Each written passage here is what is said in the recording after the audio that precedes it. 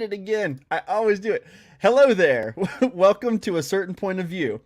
I am Michael, and this is a Star Wars podcast. And tonight I am joined by my co host for the night, Jessica McNair. Hi, Jess. You're muted. I do that every time too. I have Hello. developed a terrible habit of leaving the graphic over the screen when I start. Oh my gosh. How's it going, Jess? It's good. Good. And you said Max is doing good, right?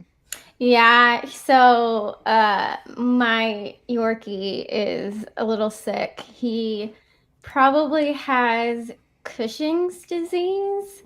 And so he was at the vet all day today. They had to check his blood like pretty frequently throughout the day, but even if he does, it should be okay. There's medication he can take. Basically, it means that he has a lot of course, my mind's going to blank right on the moment, but so either he'll have like a little tumor on his pituitary gland or his adrenal gland. So it causes a lot of cortisol. That's what it is. Okay. So he's just like hyped all the time. So cortisol is what causes like your fight or flight response. And Sorry. so Wow, that was sorry. My bad. you're good. I didn't realize that I had a video playing over here on my phone.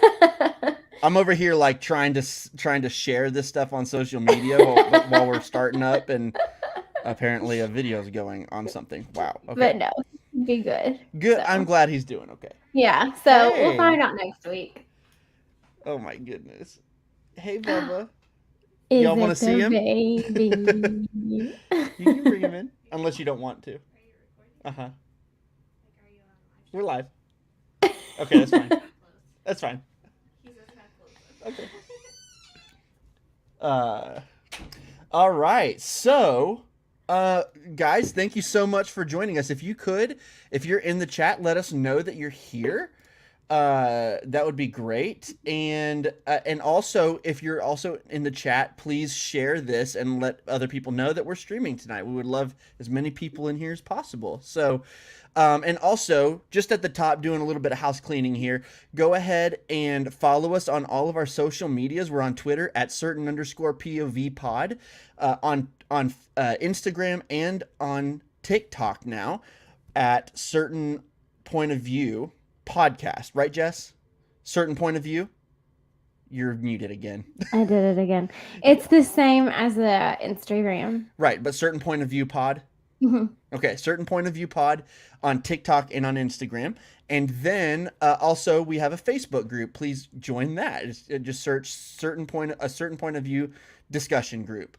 And after all of that, Jess, we're going to talk about Attack of the Clones tonight. We're going through the prequels, and I'm really excited because this movie makes me feel a lot of things. We are going through the prequels.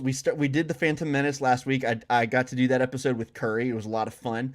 Had a great discussion on it. And what I realized too, Jess, which I have a feeling is probably going to happen on this one too. We spent some of the time talking about some of the things that we maybe didn't like so much about it, but I kept noticing as we were talking about it, we kept drifting into the things that we liked about it on accident. And so, like, even though these prequel movies might not be perfect, there is a soft spot in my heart for all three of them. And this one is near the bottom of my list, but there's a lot to like about it, and I'm excited to talk about all of the things. So, Jess, what is your kind of journey with this movie? I know you generally love every Star Wars movie to a degree, but like, is this one of them that you love to watch a lot, or is it one that you kind of don't watch as much? Do you love this one more, or are you like me? And like for me, I did not like this movie at all probably 5 years ago, but as the years have gone on, I've developed a huge appreciation for the prequels, even if they're not my favorite. So what is kind of your journey here with this specific movie? I've always really liked this movie. Okay, cool. I would say there's definitely a point of time that it wasn't maybe one of my favorites because I really focused on a lot of the negative about it. And I feel like that was like maybe right before like the sequels came out. I was kind of everyone Yeah. was like, and so I kind of got focused more on um, some of the parts of it that you know aren't as great as some of the things, Mm-hmm. like some of the dialogue and just those things. But I still love this movie. Like, well, I rewatched it, I think like last month, and then I watched it again today. And I just have such a vivid memory of seeing it for the first time in theaters Oh yeah. that it's just I don't know, I get excited at all the little moments that I did when I saw it. Like I just so vividly remember, for some reason out of all the prequels, I vividly remember seeing this in theaters because we saw it on spring break. um, my parents, we went to some place in Texas, and my best friend got to come with me, and we all saw it together. Like I can probably remember that entire day, like Oh, telling that's what we were listening to in amazing. the car on our way there. Like and so that just makes me really happy when I watch it because I just remember being so enthralled in this movie with, it's another Star Wars movie, and we're getting Anakin's story, we're getting Darth Vader's story, and Yeah. more of Padme, and I don't know. So I've always really enjoyed it. There was a period of time where I didn't enjoy it as much, but I would never say that I've really like disliked this movie. Yeah. I wish I could say the same. I told Curry this last week with all of these three movies, and basically I went through the whole thing where I'm definitely one of those people who I grew up watching the prequels as a kid and I loved them then. And then when I got older, I realized these movies are dumb, and and I was too cool for them or whatever. And then so I got to the point where, and by the way, if you don't like these movies, I'm not saying that that's your attitude, but that was my attitude. It absolutely was my attitude. I was kind of a dork about it, but so I as I got older, um, I decided that they weren't very good anymore, and a lot of the reasons that a lot of people share, and I still, by the way, still have some of these same opinions. The dialogue in this one in particular is pretty rough at times. We'll go into a few things for sure later that I have issues with, but as the years have gone on, really, I would say since the sequels started, and since uh, particularly since the sequel started, and then particularly since the Clone Wars, since I watched through the Clone Wars, I've gotten a lot more of an appreciation for this movie because of the Clone Wars TV series, and I think that's a lot of people, honestly. And so, that was the same with the Phantom Menace, but especially this one because this one goes into the Clone Wars, leads directly into it, and we see a lot of that world building kind of in this movie, and that there's a lot to love about it. And I've so yes, it is it at the bottom of my list. Yes, but is there a lot to love about this movie? Absolutely. There is genuinely a lot. I have a lot of positive things to say tonight, and so I am excited to talk about it. Even though it's definitely even a few weeks ago we did an episode with Darth Chaco on here. By the way, um, if you want to go back and listen, if you haven't already, it's called our favorite moments from our least favorite Star Wars movies. This one is on there for me, and I did name some great It's moments on from there that. for me too, I think. Yeah, I think it was for all of us, possibly, if I'm not mistaken. But that was one of my favorite episodes we've done recently. It was really great, and go back and give that a listen if you're curious about our thoughts there. But on that episode, I did bring up some things that I really like about it, and so I'm excited to talk more about this. But guys, before we do, if you notice tonight, well, first of all, Jess is holding a beautiful Padme figure, which for a second I thought was Leia, and then I was like, no, no, no, no, that's Padme. Um, but It's her episode 2 outfit in the white. yeah, it's really awesome. Oh, and by the way, this has nothing to do with Attack of the Clones, but I did build my Slave One. It looks so good. This was so fun. I usually get the small ones, like the really cheap ones, and those are fun for like 15 minutes. But this one took me. I What I did the other night was I came into my office and I started this and started watching the Book of Boba Fett again while I did it. I binged the That's awesome. I binged the entire show and almost finished this in one night, and then I finished it the next day. Uh, It looks great. Thank you. I love it. I love my little Padme.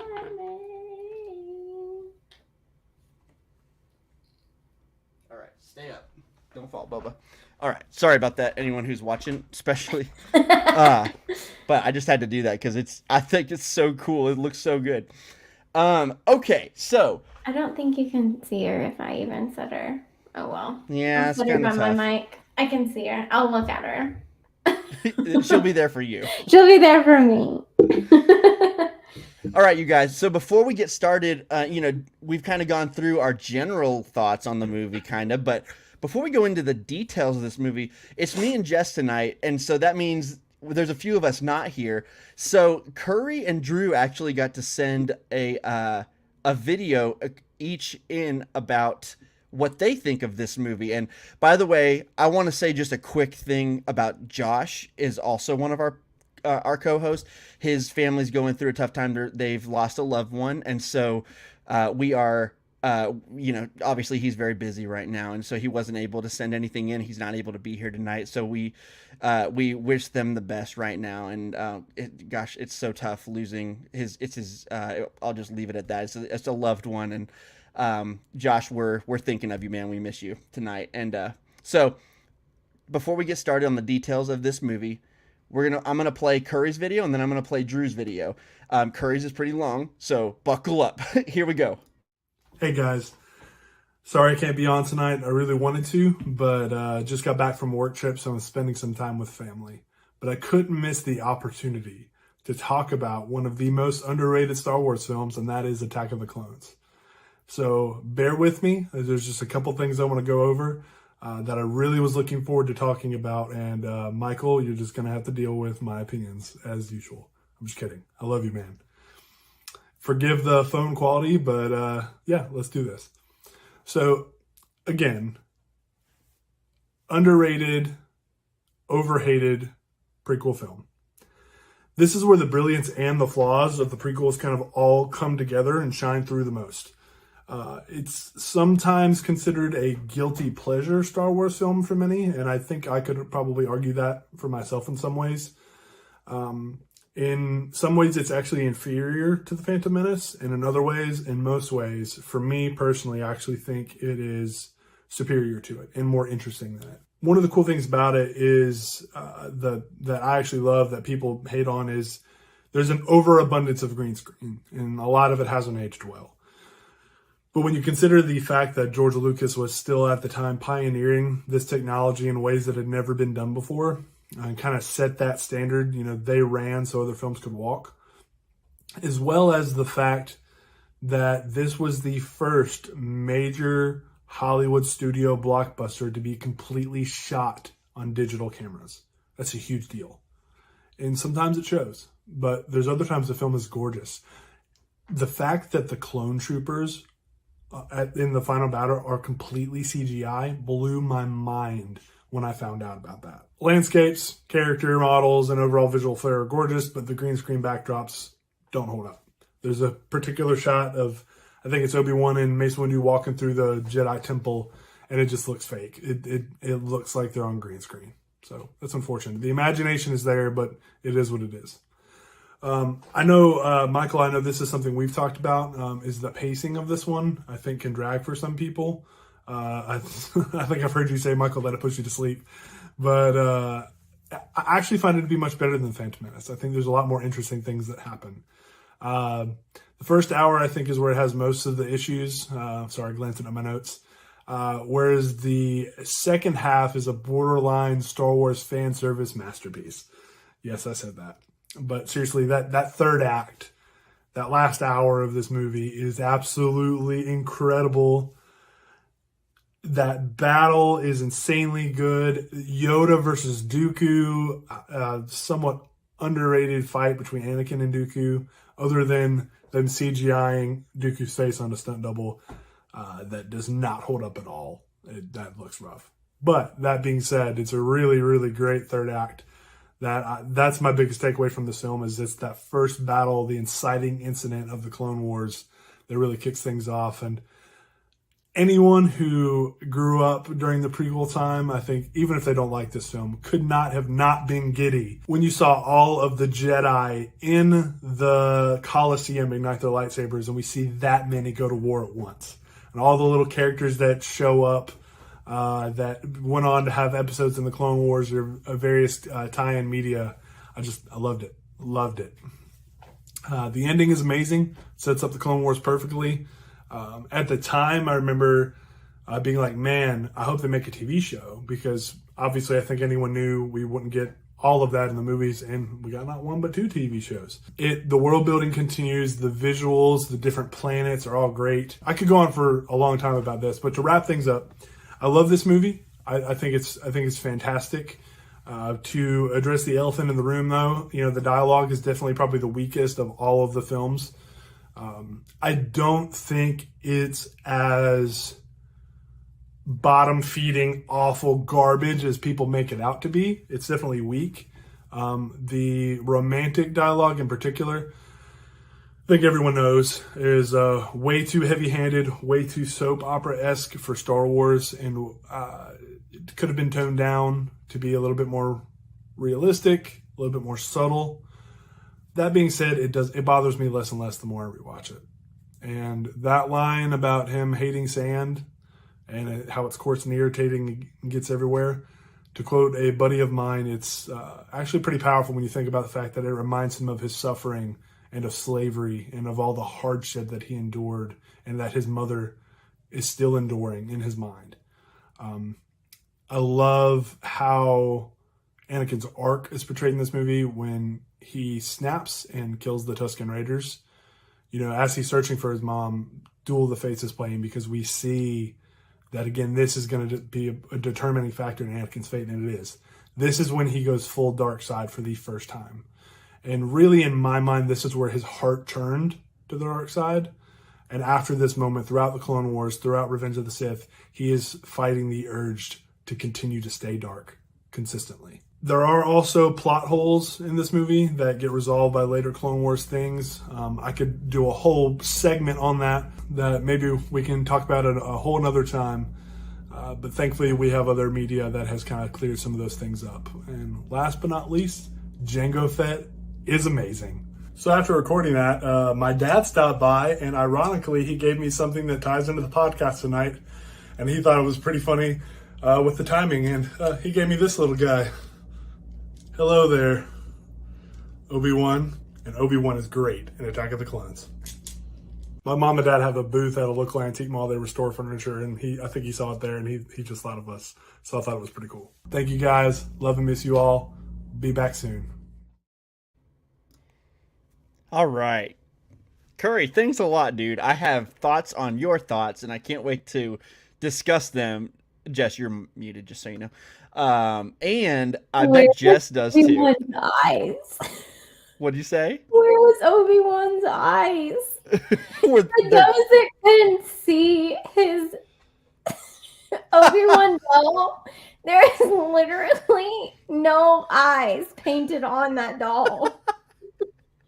Some of those, there are some. Jess, you remember when all of us were in town and we went to that store, we went to that comic book store. There were several figures there that reminded me of that one where it was like, like that's okay, like from behind or maybe like from a distance, that might look like Obi-Wan, but really it just looks like a white person with long hair. I don't know whose face that is. that's tends to be a thing with some of these figures, but still, I was like, where is its eyes? It's like one of those cursed dolls. I actually thought it was a pretty cool figure, though. It is really cool. I didn't notice the eyes. I bet somebody could like repaint it, and that'd be really cool. Okay, really quick. Someone is in the chat, and I'm sorry I can't see who this is because it just says Facebook user. Jess, would you mind keeping up with that? With who that is, in the Facebook group? And then, but the Facebook user says a lot of good things in that from Curry. What's up, guys? Oh, okay. It's Jack. What's up, Jack? Man, I feel like sometimes I feel like sometimes I can read your name in here, Jack. I don't know why it's doing that now. Okay, so by the way, Jess, Jack says I thought it was just me, Jess. Ha ha ha. So I guess he thought the same thing No, about the where are Obi-Wan. his So eyes? funny. That's so funny. All right, before we get into, because I'm sure Jess has a lot of thoughts. I have thoughts on Curry's thoughts, but we do have a video from Drew. This one's a little shorter, so here is Drew's thoughts on Attack of the Clones. Curry, Scramble Code 5 to Coruscant, courtesy of the Old Folks Home. Hello there, everybody. This is once again long-lost co-host Drew Miller, checking in from the Outer Rim. Thanks to the miracle of technology and editing, Michael, Curry, Josh, Jessica, thank you so much for working in and around my insane schedule while I'm going around the galaxy here working. Just want to be overwhelmingly positive real quick for Attack of the Clones. It has its fair share of criticisms, I'm sure. None that even I wouldn't admit or point out, but I just want to be positive tonight because I really do love Attack of the Clones. It has one of the best soundtracks of the prequels, or the prequels soundtrack is just good in general. As many of you know, Across the Stars was in my wedding ceremony even, so I just have a really special place in my heart for the movie. It was a very fun theater experience for me as a young kid too. It was one of the first movie experiences I remember people like clapping and cheering in. Most notably when Yoda walked in at the end to battle Dooku, especially when he pulled his lightsaber out. What a wonderful movie this is. The Clone Wars animated series has made it even better. It's enhanced it in ways that were unimaginable at the time. Sure, Anakin gets his fair criticism for the dialogue, but he was a hormonal, teenage boy with whack pickup lines. I've used worse pickup lines than that. I mean, I can't fault him for the bad dialogue. I mean, it worked, right? Cut the guy some slack. Anyways, thanks. Love all of y'all, and may the Force be with you. Always. All right, Drew, thanks a lot, man, for sending that in. Okay, so I want to ask you, Jess, first. Do you have, out of all of those, do you have any thoughts on our friends' thoughts on this movie, and how do they maybe align with some of yours?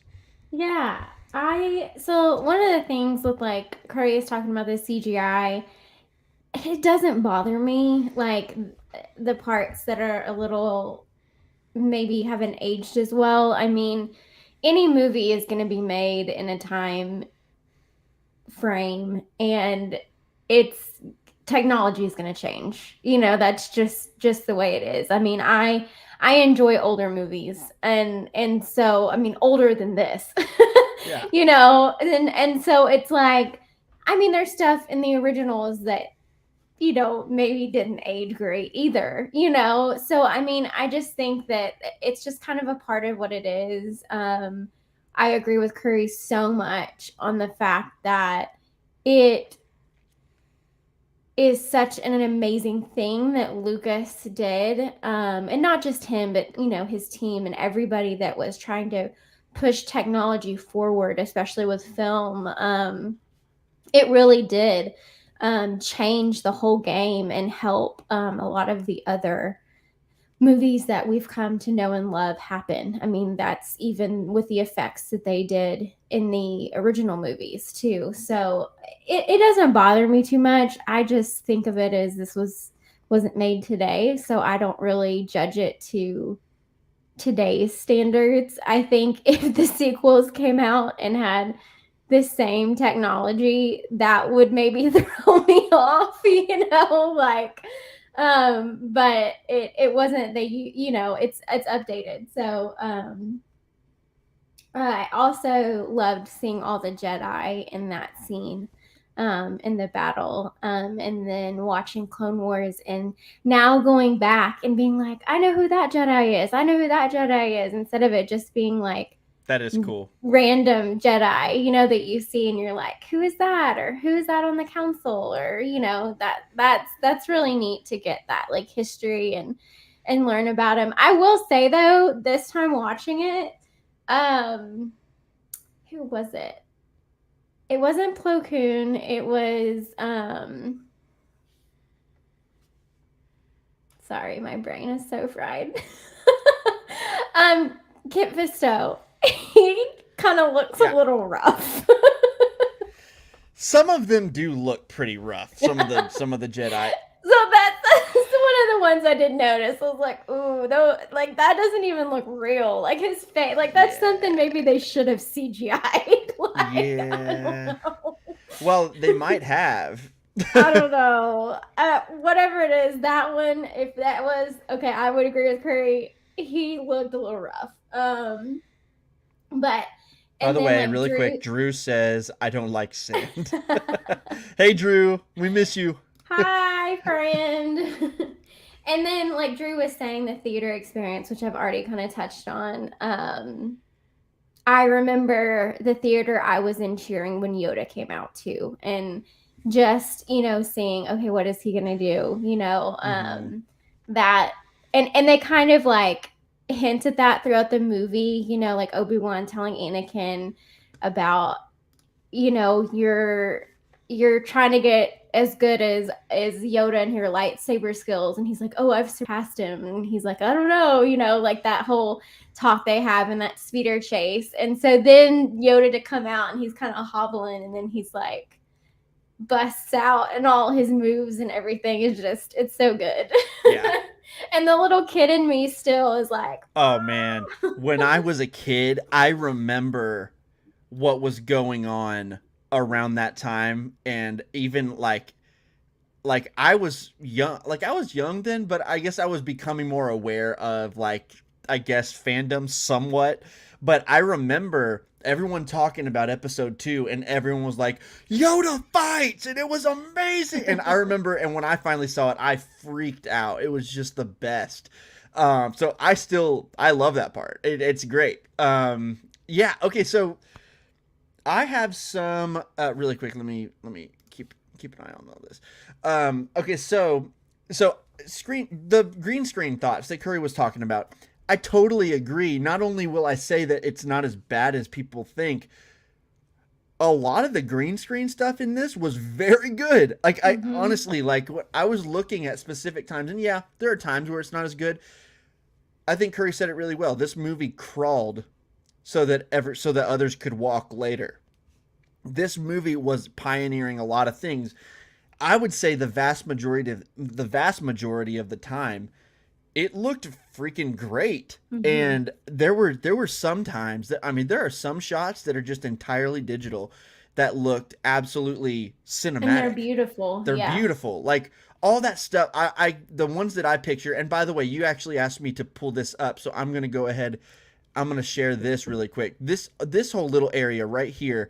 Let me play it right here. I'm not going to put the music on. But this spot right here, like where the clones are getting on the ship and all that, yeah, I can see the pattern of the clones doing like the same thing and all that. I can see that. But the shot itself, how beautiful is that? And how beautiful is that? Yeah. Yeah. But like right here, this shot right here. Look at that. That's amazing. It looks so good. And when they do it again, like at the end, and like Bail Organa is there, and that shot is really pretty too. And it's CGI of all the clones, and then you have like the ships lifting off and everything too. Yeah, it looks great. So much of this movie, like the CGI, there are criticisms I have of this movie. None of them involve CGI. Like, because you have to, like, even the shots that aren't great, you have to remember exactly what you were saying, exactly what Curry was saying. This movie was made in 2000. Well, it was released in 2002, I believe. It was made earlier than that. and it was like basically the first of its kind. This is not the norm. Curry and I talked last time about um, how the Phantom Menace was kind of made in this perfect little area, like this perfect little pocket of time where, yes, green screen, digital, CGI was becoming something that was being used, but it wasn't to the point where it could be relied on to the extent that it is today. And so it was this beautiful little pocket where you had the Phantom Menace, the Matrix, the Lord of the Rings films, all within these few years, and the combination of CGI and practical effects, it was just this perfect little pocket of time, in my opinion, for film, for that balance between practical and digital. And this movie was kind of the first to be like, yeah, we actually don't need any of that. We're gonna go all digital. And you could argue, and I would argue, that's not great. Like, I don't love to live and die by CGI. I like a good combo, but And I it think pushed I the think boundaries. yeah, and I like that. I like that they did something different. I can't imagine. There's been like an interview that I think I shared with you guys on Twitter, of Ewan McGregor and Hayden Christensen and all, and then I can't remember the actress that plays the Yeah, Inquisitor, but how they're talking about like that. Ewan's like, I went and rewatched it again, and we put our blood, sweat, and tears into these movies, and we had nothing around us. yep, Like it was yep, all blue screen and green screen. And so to think of like how hard that would be for there not to be, because you look at like when they did the sequels, and there's the behind the scenes of these massive sets that they built, and trying to do a good combination of practical and CGI. And I think that people have learned that there needs to be a good combination of both. And I think you can see that in things where people really think about it, like, okay, what do we CGI, what do we not, like where do we put our money into, practical versus, like the visual effects. And yeah, I think there's got to be a good balance. But for this movie, the fact that it is pretty much all that way, and the same thing with Revenge of the Sith, like I don't know. To me, it's like you got to give some of the actors a little bit of a break on some of this, because they're literally walking around in nothing. It's less than even a set for a play. You know what I mean? yeah, Like Hamilton, the set of Hamilton has more than what they had to work with. yeah. So Absolutely. I think you make a lot of good points there, Jess. And it's just one of those things too. I'm just like, as far as digital effects go and stuff, I guess for me, when I watch an older movie, that's just kind of part of the deal. You don't just expect it to all look perfect. And when I was watching this, because I haven't seen it in a little bit, I expected this movie I expected to see more things, and I was like, oh, that didn't age well. I didn't see many. This movie still looks really good. And Drew says it really well. He says, CGI still better than Cats 20 years later. Release the beehole cut. I mean, he's talking about the movie Cats. Release the butthole cut, which is hilarious, like play on the release the Snyder cut. But my gosh. But I mean, he's right though. Like some of the CGI used today doesn't hold a candle to that, and that was made in 2002 and or so 2001. literally And next year it's 20 years. yeah, and that is no this year. Like Oh yeah, duh, it it's came out 2022 20 again. Like I years ago. said, long day. I believe they're actually celebrating. If I'm not mistaken, I Feels could so be. stupid. I could have. No, don't. I could have the date wrong, but I believe they're celebrating the anniversary at Celebration because I it lands bet. on one of those days. Oh, So, that's which is good. cool. I I love think, that. I yeah. love that they're gonna do that, and they're gonna have so many prequel fans. Oh And yeah, they're like, I know embracing the they've prequel announced love. that like Ewan McGregor is gonna be there. Hopefully, Hayden will be there, and they can see all the love I that do they. not believe Hayden's gonna be there this time, I wish he would, because it there's would no just be doubt so though. good for him and them just to get Yeah. love from the fans that they're Well, getting. they are. It's so good to see that they are because we've talked about all that before. I'm very happy that you know what I'm really happy about is that the prequel babies are growing up and they have a voice and these exactly what I almost said exactly what Obi-Wan said, exactly what Ewan McGregor said about those prequel babies have grown up and they have a voice on the internet now, and these actors have never felt the love for the prequels like they do today. They never did back in the day when it was made. They were, they probably didn't want to be involved in Star Wars anymore. And so, but I now mean, he said this has completely changed his relationship with Star Wars. he did, And yeah.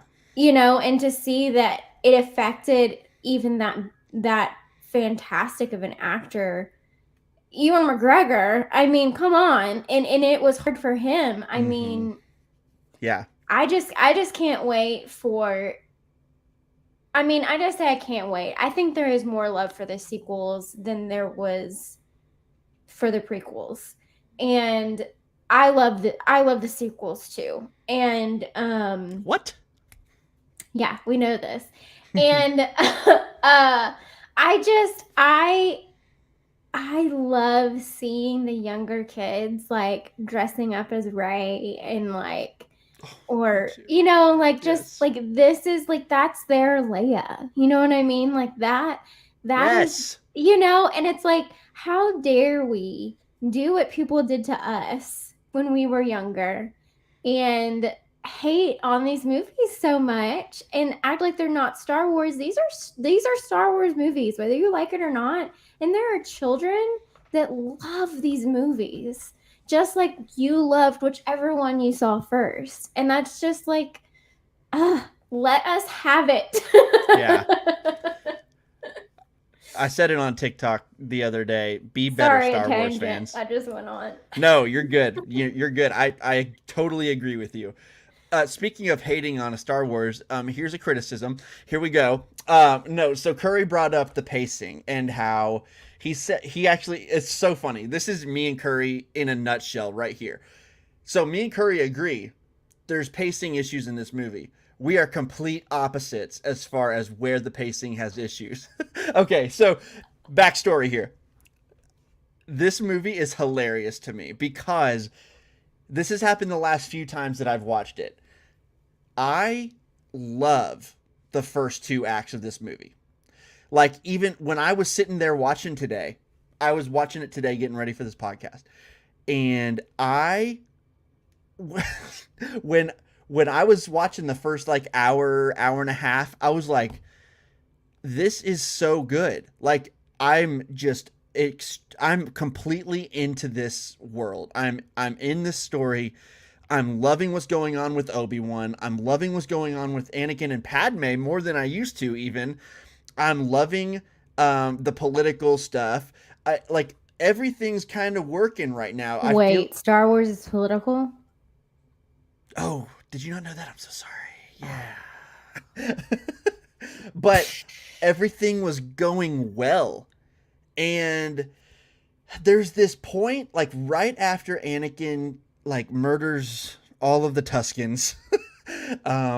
Like right after that part, and that part is like obviously it's like so sad and like tragic, but that part is amazing. Like pretty much that's kind of the line of demarcation for me. That's kind of where I figured out once it gets to that part and once it gets right after that, everything from that point on, I feel like the first two acts were like actually paced very well for me. I felt like I was really vibing with it.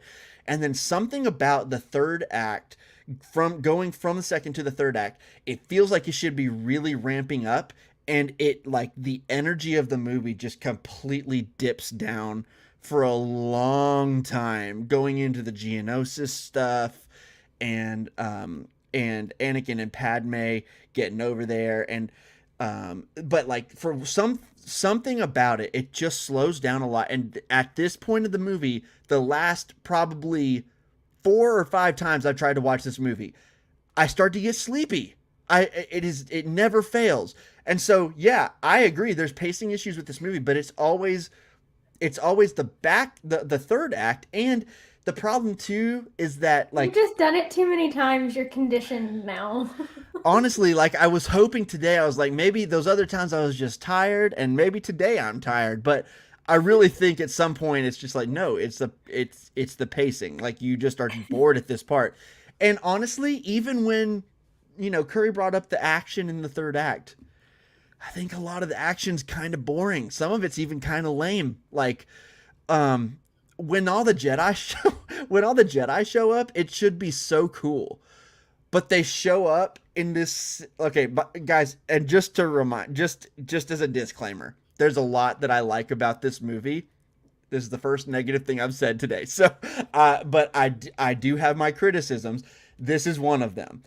When the Jedi show up in the arena, I just feel like it's like the way that it's filmed, it's not like you don't see them jump in, and you don't see them walk in. They're just there. And it's all, and then they're there and they're like they're doing this like funny stuff, like you can tell they're acting with no one around, they're acting with a green screen. It's one of those moments where it's just like, this should be such a cool moment, but it's so not cool, at least for me. It's cool to me, Oh, I'm Michael. so glad it is, Jessica, and I'm not gonna yuck on your yum, as they say, but Quit harshing my mellow. I'm not going to. But that's my opinion. I've always thought that. I've always thought that part's kind of lame. It should be really cool, but it's just not. Now, when Mace Windu walks in, that's cool. Like, that's a great moment.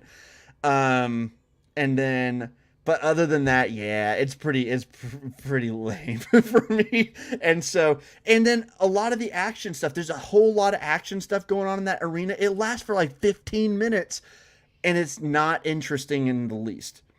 The thing I love about, like, if you look at Helm's Deep for Lord of the Rings,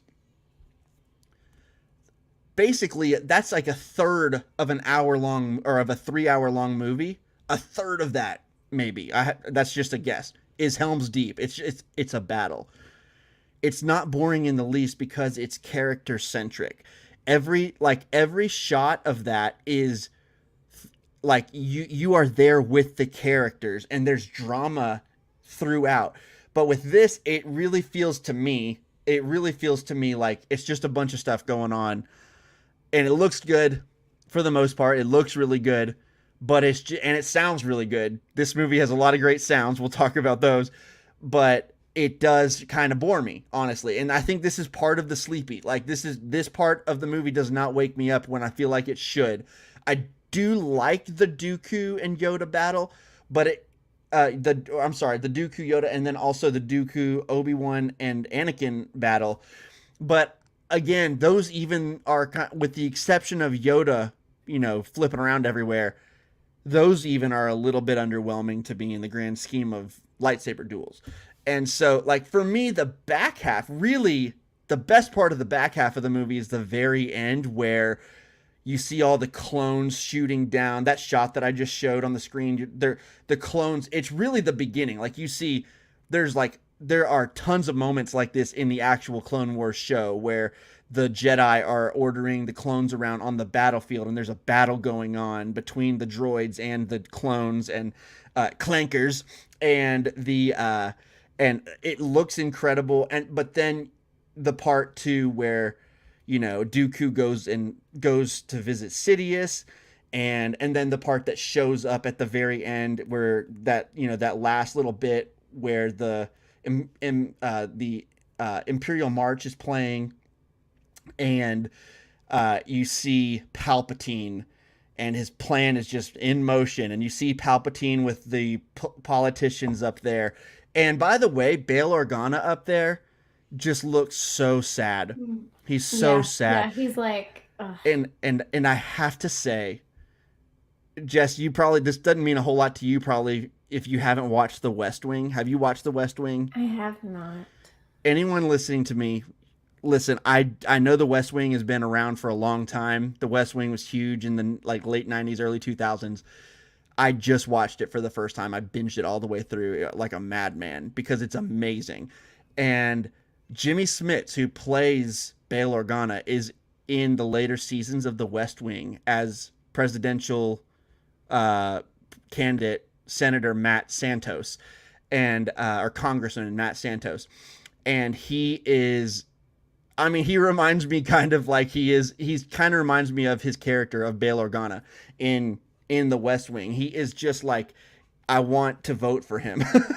And anyway, so seeing Bail Organa on the screen this time meant more to me than it ever has, because not only because I like the character of Bail Organa and I love that he eventually is Leia's father and all that, but also now he just means more to me as an actor because I've seen him in The Heights recently, and he was also in The West Wing, and a character I really liked. And so Jimmy Smits does not get enough love as an actor, and please be in more things, Jimmy Smits.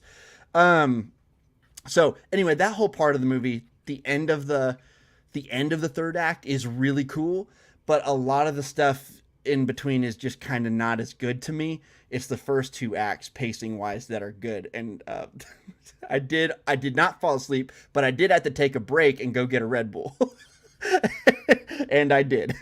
And so, Jess, what are your thoughts on, do you have any pacing issues in this part, or do you just like, y'all are crazy? I mean, I can see where it is paced a little weird. It's kind of like it goes and then it slows down and then it kind of goes and then so I mean, I get it, but I just don't find, I think compared to some of you guys, pacing as big. It doesn't affect me as much in my movie experience. And I do want to say, it's usually not the end all be all for me either. There's something about this. Like, I actually don't mind when a movie slows down for a bit to set up what's coming next. Like, I actually like that a lot of times.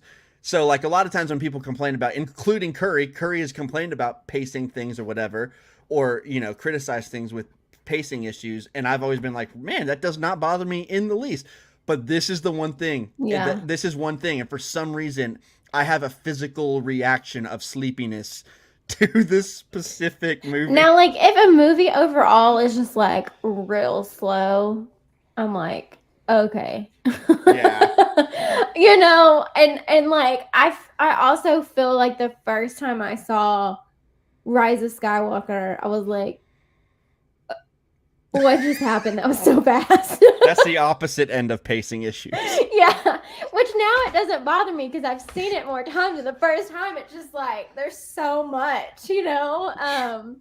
So I mean, it's just one of those things where I think that I don't know. It's not, unless it's just like super super slow. I tend to still stick through things and watch them, even if it's that way. But yeah, and I think here is the. I think I have more issue with pacing in TV shows than I do movies. I can see that. I think here's the issue for me. I think here's what it is. I can watch, like, have you ever seen the movie Lincoln? It came out several years back. It was. Yeah, I know. It's an Adam Driver movie I haven't seen. So. No. Oh wait, is he in it? Yeah. Because it's Daniel Day-Lewis as Abraham Lincoln. Mm-hmm. No, and he's in it. That movie is I mean, you could say that probably not a whole lot happens from a plot standpoint in that movie. It's all dialogue. Yeah, I've heard. It is enthralling because it's Steven Spielberg directed. It is portrayed brilliantly by Daniel Day-Lewis, one of the best actors of all time. And like literally he is Abraham Lincoln. I cannot believe that's someone not Abraham Lincoln. The dialogue is fantastic. It is so well written. It's such a great movie. I was not bored whatsoever with that movie. And like it's one of the slowest movies you could call it if you wanted to. The difference is this movie, the dialogue's not so great, and so whenever the dialogue isn't great and there's pacing, it's slower. That's a bad combination. And so yes, I agree the dialogue maybe isn't as like trash as people say it is. It's still pretty bad at points, or it's at least not, or at least even if it's not bad, it's not exceptional either. It's rough. It's not some like, even if it's just kind of plain. It's just people talking, and that's fine. But there's something about movies when it's just. And I bring up The Last Jedi because of the dialogue in it. I think some of the dialogue in The Last Jedi is just beautifully written. Like some of Luke's lines in that movie are just like, wow. And Snoke too. It's kind of like a tour de force of great dialogue in Star Wars, which admittedly Star Wars doesn't always have great dialogue. But that one does in particular, for me at least. And but yeah, this movie doesn't have any exceptional dialogue. It's really just there, or it's kind of rough. And so between that and the pacing, I think that's where I fall asleep. Yeah. And I too think that some movies also are better in theater experiences than at home experiences. And then I think there are some movies that I feel like I enjoy better at home than I did in theater. And I think this is definitely a movie that I think the in theater experience is probably better. Like, this sounds weird, but I like watching Rise of Skywalker at home more than I liked watching it in theaters. It's beautiful. I love watching all Star Wars movies. I wish that I could have seen all of them in theaters. Yeah. Like, to have that experience. But because of its pacing, I feel like at home I can kind of sit back and I can relax and I can like sink in the movie. In the theater, when it's just right there, it's just like I feel like I missed so much, That's so funny. So I think it's one of those things too. Like, I think the arena scene and all of that was definitely filmed more for a theater experience. Yeah. And honestly, that's I'm kind of the opposite as you. Like, I never want, like, a movie is never better at home for me, like, ever. I'm not saying it's better at home. I'm just saying, like, I don't know. For me, like you were saying, you can get lost in a movie sometimes in the theater, but at home it's less, you're more like following what's going on or whatever. For me, in the theater is where I might catch things on rewatches at home that I maybe missed, but it's more like when I'm in the theater, that is the ultimate way to watch any movie, whether it's a Star Wars movie or whether it's Pitch Perfect. I don't know. I'm trying to think of the most random movie, like which I'm not even outing him. Jonathan loves those movies. Like, he would come on this podcast and say it. He loves Pitch Perfect. I'm not gonna lie, I kind of do too. They're great, especially the first one. The first one is really good. It might be one of his favorite trilogies. Chat, what do you think? Pitch Perfect, good or bad? Let us know what you think. Speaking of chat, let's get caught up a little bit really quick before we move on. So we got here. Let me actually see. I got to look over here on my second screen here. Rough in some of the scenes. Here we go. Yeah. So this is Jack says they do look rough in some of those scenes. A lot was cleaned up in the Clone Wars show, or in the Clone Wars the show when we got them animated. Yeah, he's talking about when I was talking about Link Kit Fisto and. Yeah. And listen, some of this stuff, some of the imagery, because it's digital, because it's CGI, almost looks like direct shots from the show. Like some of the stuff from like the clones on Geonosis and stuff, it just looks really, and by the way, I don't mean that in a bad way. I mean in a good way.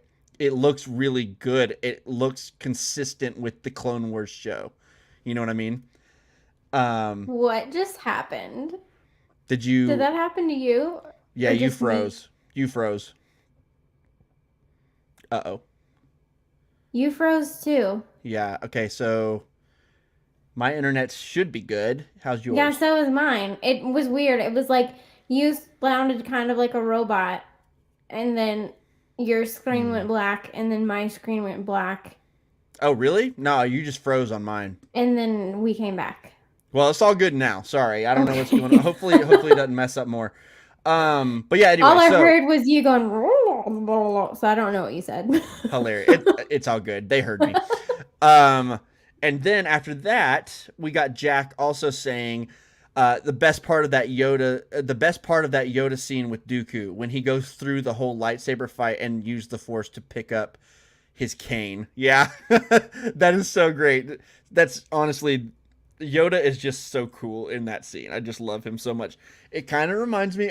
Don't just go with me here. It reminds me of an Avatar scene, the Last Airbender, where it was one of the first episodes. It was one in the first season. Sometime there's this character called King Boomy. Do you remember Boomy? I love Uh, Boomy. yeah, I he's just just watched that episode the other day. really. Yeah. He's great. He's this unassuming. He's the king, but he's this old. You would think he's just this old man or whatever. Crazy guy. Eventually, Aang, challenges him to fight him, and when he does, because he thinks it's going to be advantage for Aang, but then when he says that, he's like, the king is like, wrong choice, and he stands up straight and he like reveals that he's this jacked old man, and he's an amazing earthbender, and so it kind of reminded me of, I was like, that kind of like King Boomy. But anyway, blah blah blah. Drew says, oh yeah, we already read that. Release the butthole cut. Drew says 10 more years until the sequel voices rise and honor those films for their worth too. I agree. Let's not wait. Let's raise those voices now. Raise your voices now. Listen, I don't know how the whole trilogy is going to age. I hope it ages well, all of it. I'm concerned about The Rise of Skywalker, but that's just because that's a movie I don't love. But I do really genuinely feel like The Last Jedi is going to age well. I really do. And, Did you see my eyes? I'm not biased at all. I mean, I like that movie too, but I mean, can we go one episode without you bringing up The Last Jedi? I don't think so. This should be a drinking game for the people that listen. are The the last few viewers. episodes, someone else has brought it up before me. I've done good. I really try hard. Every time Michael says The Last Jedi, I take a shot. Y'all might really enjoy the show if you're drinking that much. Oh gosh. Okay, so let's see here. Let's continue. Then we have. So let's go here. Drew says clankers. And then we have Jack says Jimmy Smits was freaking great in Star Wars. He is a fantastic actor, and I totally agree. Right underneath it, Scott Tracy says Jimmy was great in season 3 of Dexter. I never watched Dexter. I did not know that Jimmy Smits was in it. I might watch it now just because I know he's in it. Probably not though. I don't know. Dexter's never really interested me all that much, but that's awesome. All right. Jack says pacing. Here we go. Jack says pacing for me in the middle of a movie. Let me say that one more time. Jack says pacing for me in a middle movie of a trilogy never bothers me. It's the link between the two. The first movie is the start. The last movie is the climax. The middle has to get from A to B. Okay. I see what you're saying. I disagree though. Each movie should be paced well. Each movie should be, even if, like, here's my example. I'm going to use Lord of the Rings as examples for everything because they're basically perfect. But Fellowship of the Ring, that ending is a cliffhanger, right? It's like, oh, we're at the end of the movie. Okay, cool. But does it not feel like, for me at least, Fellowship of the Ring and The Two Towers both feel, as individual movies, they feel like complete parts of the larger story. And I never feel shortchanged at the end of it, especially now that I don't have to wait a year for the next one to come out, right? But for me, it should feel like a cohesive single movie on top of, like, obviously it's also part of the larger trilogy. It can be both. It doesn't have to just be one or the other. So, yeah. So for me, I see what you're saying. I don't agree though. I think that you can make a movie in the middle and it can be a bridge to, from the first to the third part of the trilogy, but it can still be its own great individual story as well. And I think Attack of the Clones suffers in that regard a little bit. Well, enough to make me sleepy every time. So, Jess, do you have any thoughts on that one? No, not really. Okay. It doesn't bother me that much, so. I know. Okay, Scott Tracy says, I was always disappointed that Count Dooku was a Sith. The character would have been so much better as a fallen Jedi that genuinely thought the CIS needed to leave the Republic. Man, am I just completely blanking? What's the CIS? You're muted, Jess. There you go. Is it the Confederation of Independent Systems? Oh, you know what? I bet it is. That's great. Well done. And and like I was thinking about that too, and I'm like, a lot of those planets weren't even part of the Republic yet. Like the fact that they just felt so emboldened to go fight for planets that didn't even want to be a part of it to begin with. Like, why are you not letting them have their own democracy? You know what I mean? Like, yeah. I mean, they had a Senate and everything too. It's just, yeah. I don't know. I get this, and I think that's a good point. But I don't know. I kind of like Dooku as a Sith, though.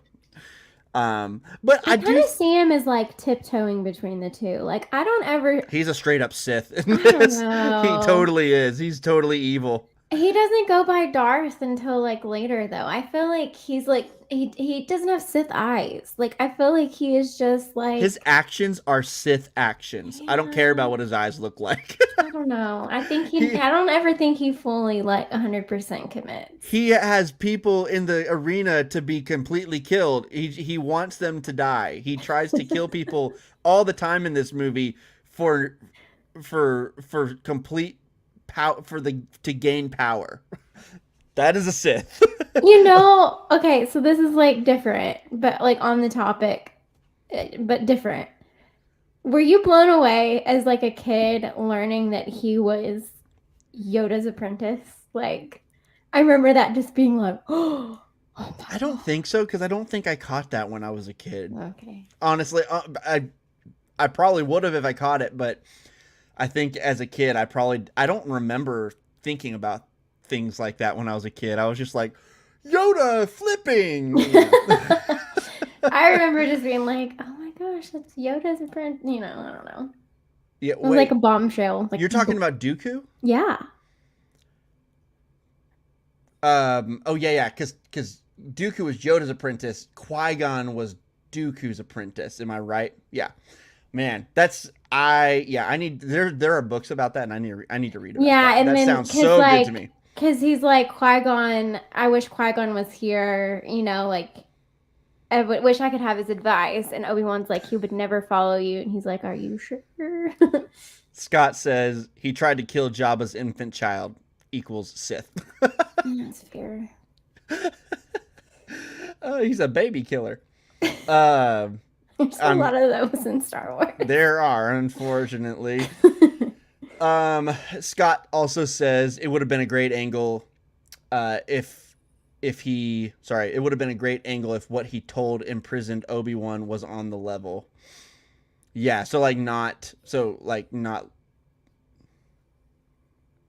it on the level? What did he tell Obi-Wan in this movie? I mean, he told him that. I thought he just told him the whole plan. Yeah, I mean, he told him that he's like, what would you think if a Sith Lord was in charge of the Republic? And right. So what's Scott saying? It would have been a great angle if what he told imprisoned Obi-Wan was on the level. It was on the level. right? He did one of those villain monologues. He gave away the whole plan. Right? Yeah, but Scott, maybe I'm reading you wrong. Clarify in the comments. or maybe he means like he could have said, "And I'm a part of it." I don't know. You know what I mean? Like he didn't. I don't know. Yes. See. Okay. See? Yeah. Okay. So Scott he says. left out. He didn't say, "And I'm So a it part was of just it." omission of the some Yeah. truth there. Okay. So he was leaving out that he was working with the Sith. Gotcha. Okay. Let's hurry through some of this here. Yeah. Jack says Pitch Perfect. Yeah, Pitch Perfect is a good movie. Get on board. Man, people are not going to take me seriously anymore with my Last Jedi love. Pitch Perfect, I don't care. Scott says Pitch Perfect was great and one of the first dates I took my now wife to. That's awesome, dude. Jack says I didn't hear any robots. Well, because you sounded like a robot to me. Yeah, yep. Scott says, so he sounded normal? I guess because I sound like a robot sometimes. Let's see here. Jack says, The Last Jedi is brought up just to hear you rant about it. Haha. Yep, it's true. Anyone just knows if you mention The Last Jedi, I will go off about it or on about it. Scott says, and that is how all of your fans all died from alcohol poisoning. That's you win. Jack says, I knew you would disagree about the pacing of the trilogy. Yeah. That's hilarious. Yeah, I mean, dude, I get what you're saying, but I do think as a filmmaker, you should absolutely make each movie individually well-paced so that the whole trilogy is better for it. So, I don't know. That's just me. And then one more really quick from Scott. He says, it would have been better to me if he was quasi-good guy that was fighting the Sith from the side of the clankers. Okay, so quasi-good guy, kind of on the same side as the Federation, but not with the Sith. So not with Sidious. Yeah. That could have been cool too. And I don't know. There's a part of me that feels like he was kind of like, I'm going to use Sidious to get powers, and then I'm going to kill him, and then... Yeah, totally. I get that vibe from Dooku. Like, Dooku was like, I don't really serve you. I'm going to make you think that I serve you. I kind of really serve myself. Yeah. You know, like, but Palpatine's Palpatine. Yeah. And always Scott says, just my opinion. And dude, it is your opinion. And honestly, I get it though. I like it though. Yeah, I like it too. You know what? I like him. I think as part of me, I like seeing Christopher Lee as just a villain. I love seeing Christopher Lee as a villain, and he's great as Dooku. And so, you know, I kind of love that he's a Sith, but I also could see if George made the choice to make him kind of more in the middle there, that could have been cool too. But I like the Dooku character, especially in the Clone Wars.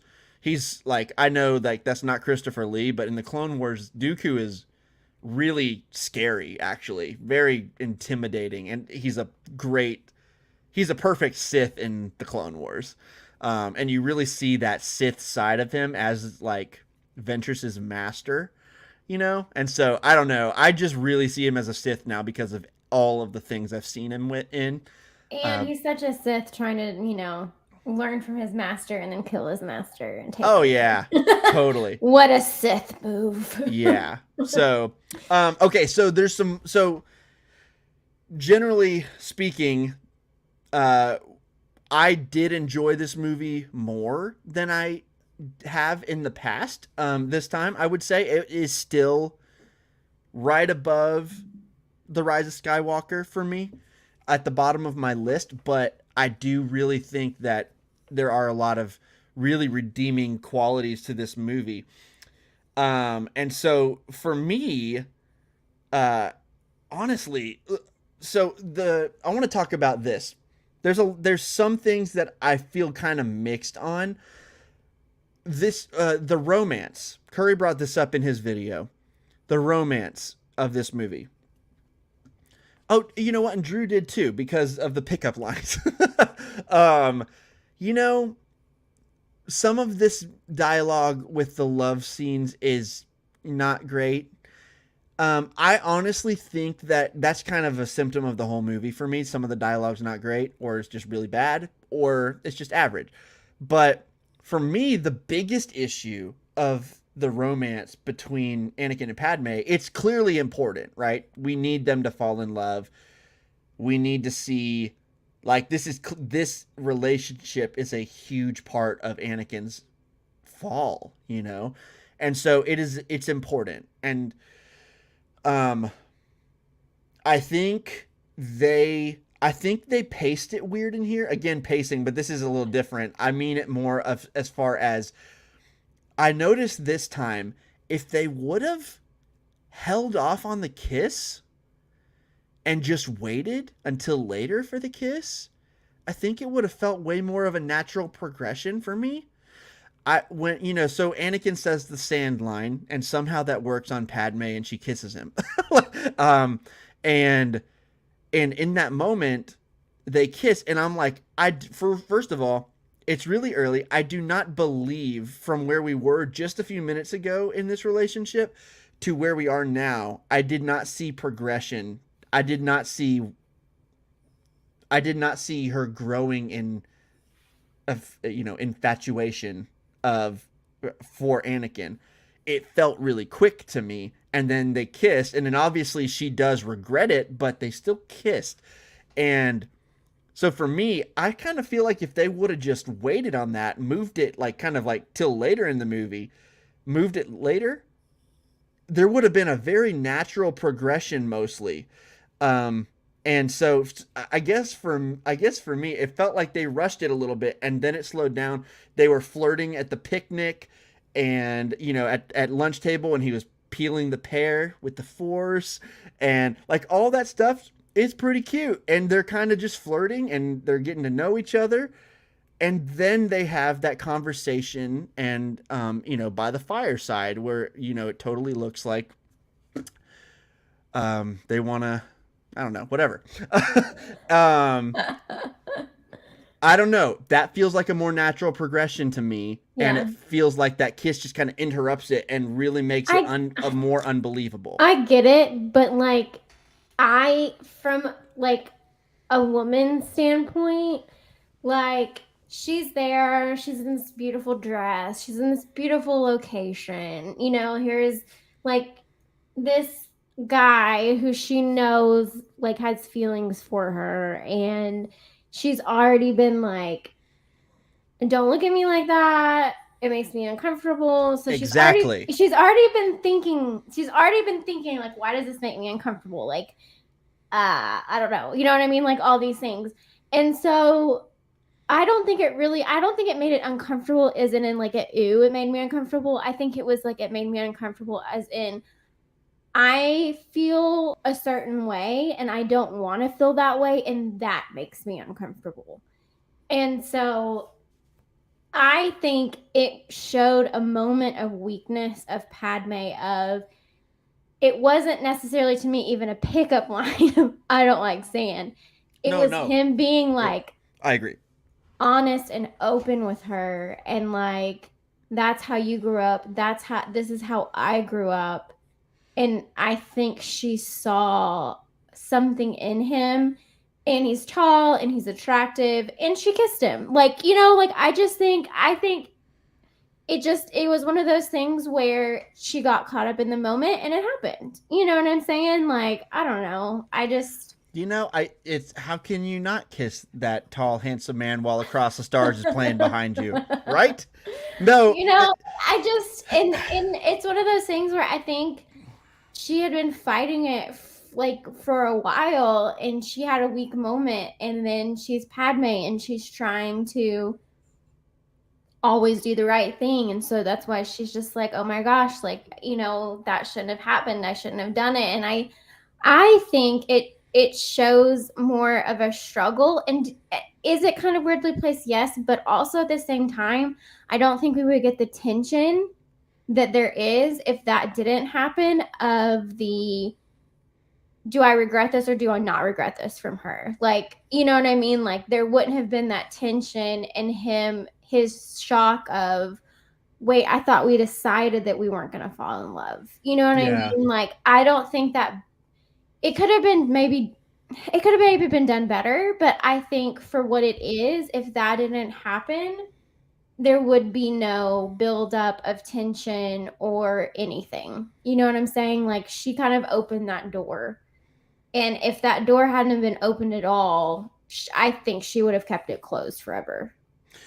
Well, I guess I'm just for me, like you kind of mentioned earlier, you know, we just had probably, I don't know, I shouldn't guess the amount of time before this, but we just had that scene pretty soon before in the bedroom, you know, while she's packing, and you know Anakin is being vulnerable in there, but then he like totally looks at her in this like creepy way, and she feels extremely uncomfortable, and she tells him, don't look at me like that, it makes me feel uncomfortable, and he's like, sorry my lady. And then like it's really super creepy. I don't know, like, maybe then I'm weird. I don't see it as creepy. I see it as him like, you don't see that as out creepy? there, and she's like, no, don't. And then she's like, I think she's like uncomfortable, like I said, because she's like, I don't want to feel this way too. You know what I mean? Like, to me, that's, I don't know. It could have been done better. To me, she was at that moment. She was still in senator mode, and she is not letting that happen at this moment in the story. And then, you know, a few scenes later, like a couple, like the next time we see them, I believe, maybe I'm getting this wrong. Next time we see them, I think they're walking with R2, and he's like, you know, she's like, I'm nervous. He's like, I'm nervous too. This is my first mission by myself. And then he's like, at least we have R2 with us. You know, that whole little bit. And they finally like kind of laugh with each other or whatever, breaking that ice a little bit. And then there's not much else that happens. I'm trying to remember, is there anything else that happens? The next time we see them, they're kissing. And I don't see the buildup there. There's no buildup. He was creepy just 2 times ago. Like, I don't get it. I don't see it. And so I guess for me, she liked the creepy, I guess. I don't know. That's the only logical explanation. It's the only logical explanation. But, you know, that's just my thing as a guy, and I see this guy acting the way he's acting, and I know Drew said we're all awkward when we're teenagers. No, he's creepy. He's not awkward. He's creepy. I want the love story to it's there. Honestly, there are parts of the love story, seriously, when they're, as corny as it might be, that picnic scene is great. That is awkward flirting. That is great. Like, honestly, that was a great awkward flirting scene.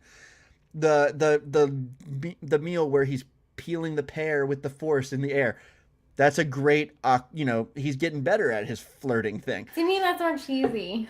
It is cheesy, but it's good. It's not creepy. You know, I don't know. I don't think him looking at her longingly is necessarily. It was not longingly. Creepy. It was. I'm gonna pull up this shot, and you guys tell me. You guys tell me what you think. Anyway, while I'm looking for this shot, you clearly disagree with me on the romance stuff. I really do think a lot of it's overblown. I don't think all of it's as bad as people say, but I do really think that it's just paced really strangely. Yeah, I mean, like I said, it could have been done a little bit better, but it is what it is. It is. Yeah. Okay, here we go.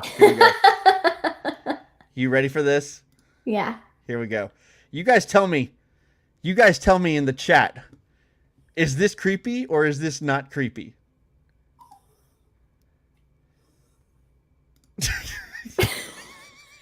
Come on.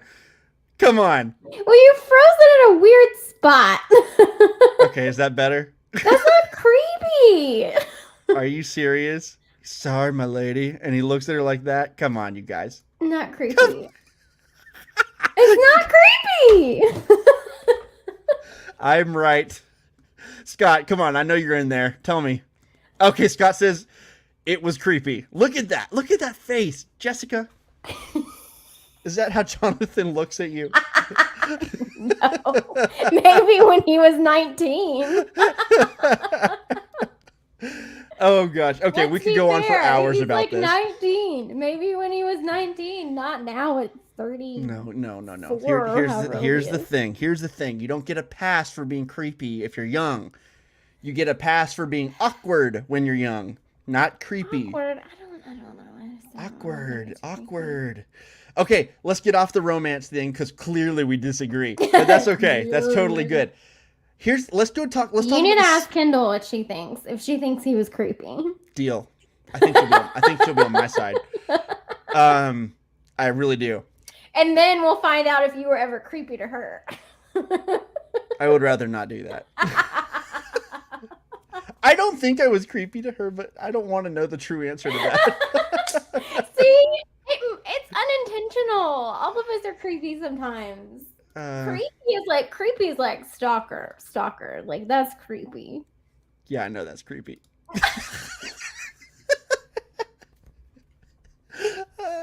Let's talk about something else. The line everyone goes to, and Scott's right. He says, "Search your feelings. You know it to be true." Mm-hmm. So he's too pretty for it to be creepy. I'm sorry, I said it. It's not creepy. Guys, I think she's proving my point even more. I'm just saying.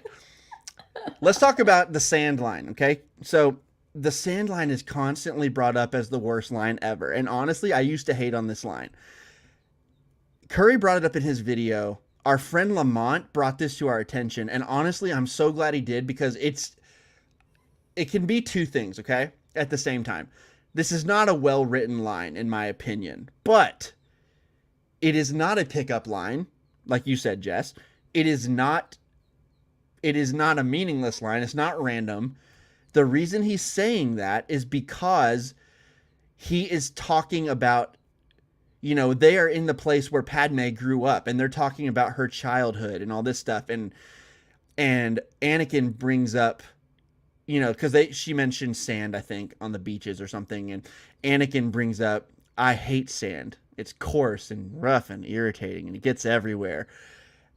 He brings that up because Anakin is going back into his memories of sand, and his memories of sand equals slavery.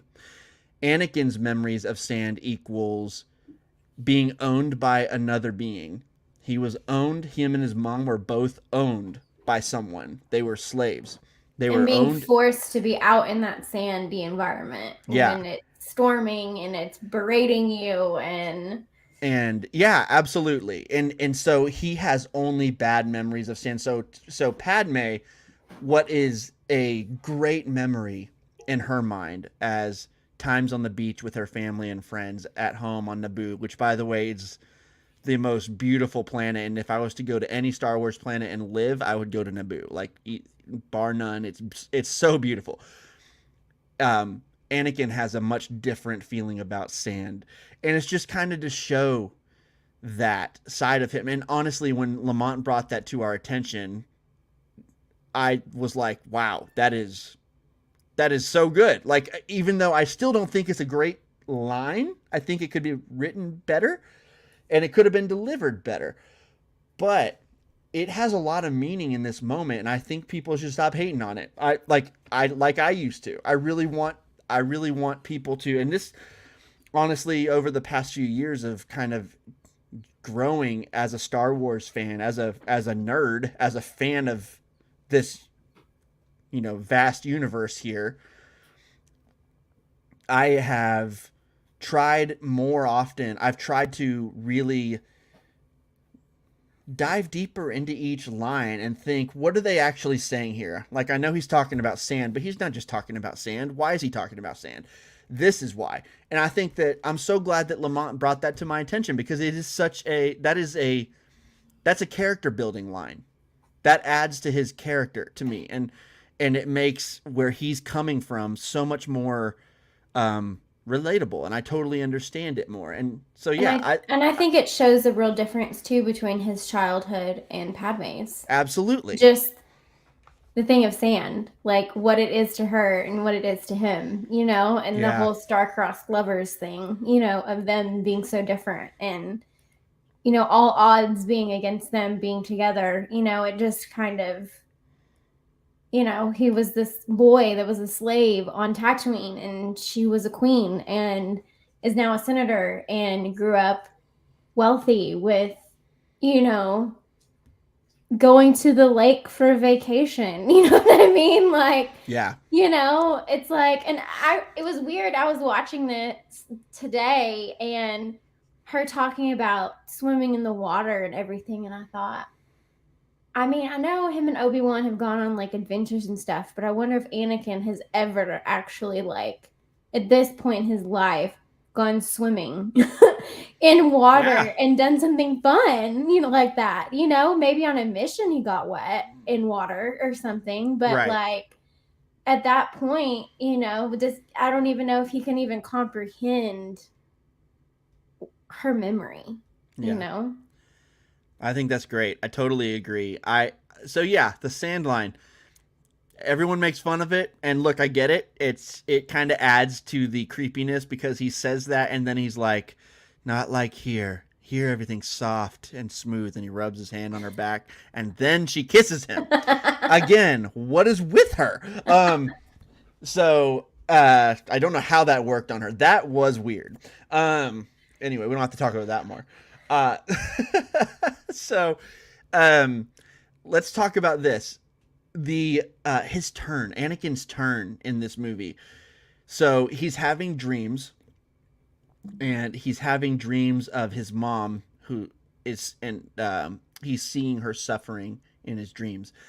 And man, just the way that they portray that is great in this movie, and the way that they show him wrestling with like I don't know if my mom is really suffering, but I really feel like I have to go find her. Um, it goes back all the way to the Phantom Menace when we see him as a kid, and he misses his mom, and he tells her, I think he says something to the effect of, "I'm going to come back for you." He feels responsible for her, and that's never left. And we know he's scared. We know he says, "I'm cold and I'm afraid," in the Phantom Menace. That's like the seed being planted for fear.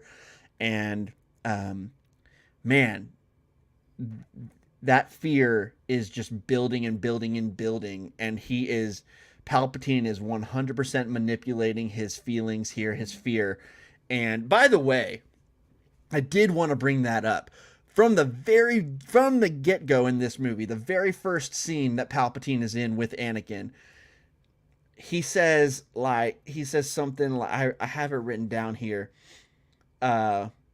No, I don't have it written down, but basically he tells him he's like one of the best of the Jedi, and yeah, he's like, "You don't need guidance, Anakin, and yeah, sooner or later you're gonna learn to trust your feelings." And he's just heaping praise on Anakin. And the very next scene, I think it's the very next scene, we see Anakin with Padme, and in that scene, Anakin is like, "Obi-Wan doesn't understand. I'm in some ways I'm better than him." Yeah. This pride, he's building up this pride in himself. And even in the very beginning, when before they meet with Padme, he's like, "Well, the Chancellor doesn't seem corrupt." Like, totally and like oblivious. He's like, "It's a politician. Politicians are, like Obi-Wan's like, no, and he's like, "Well, Yeah. I mean, you can't say all of them are. The Chancellor doesn't seem corrupt," and you're just like, "Oh."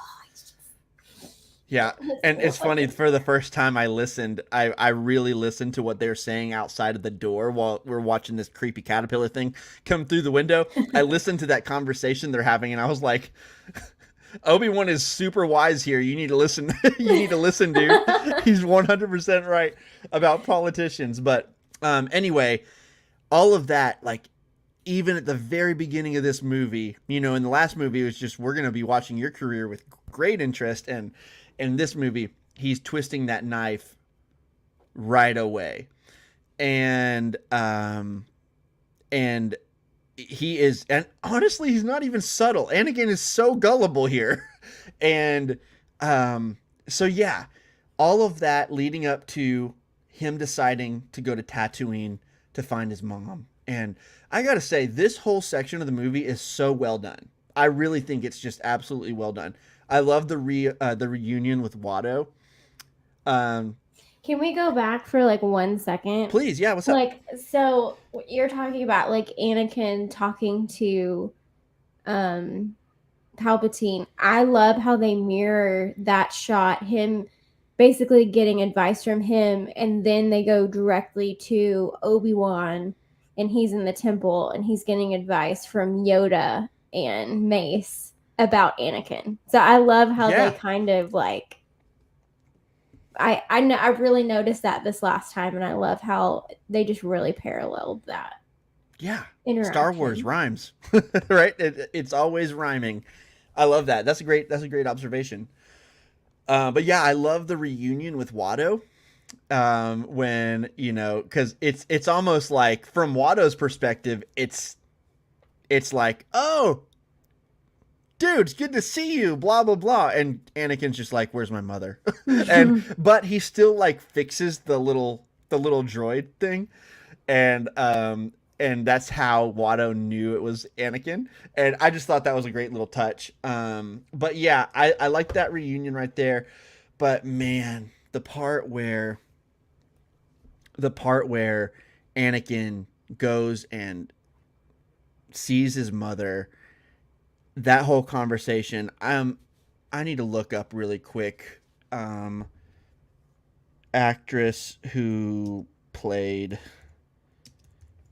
I also love, like, before that when we kind of see, I mean, obviously we've seen it in the originals for the first time, but this is kind of like the first time in the storyline that you see the compound that Luke grows up in, and you get to see, yeah the inside, and they sit at the table and like all those things. It's just so great. I love that so I love much. it too.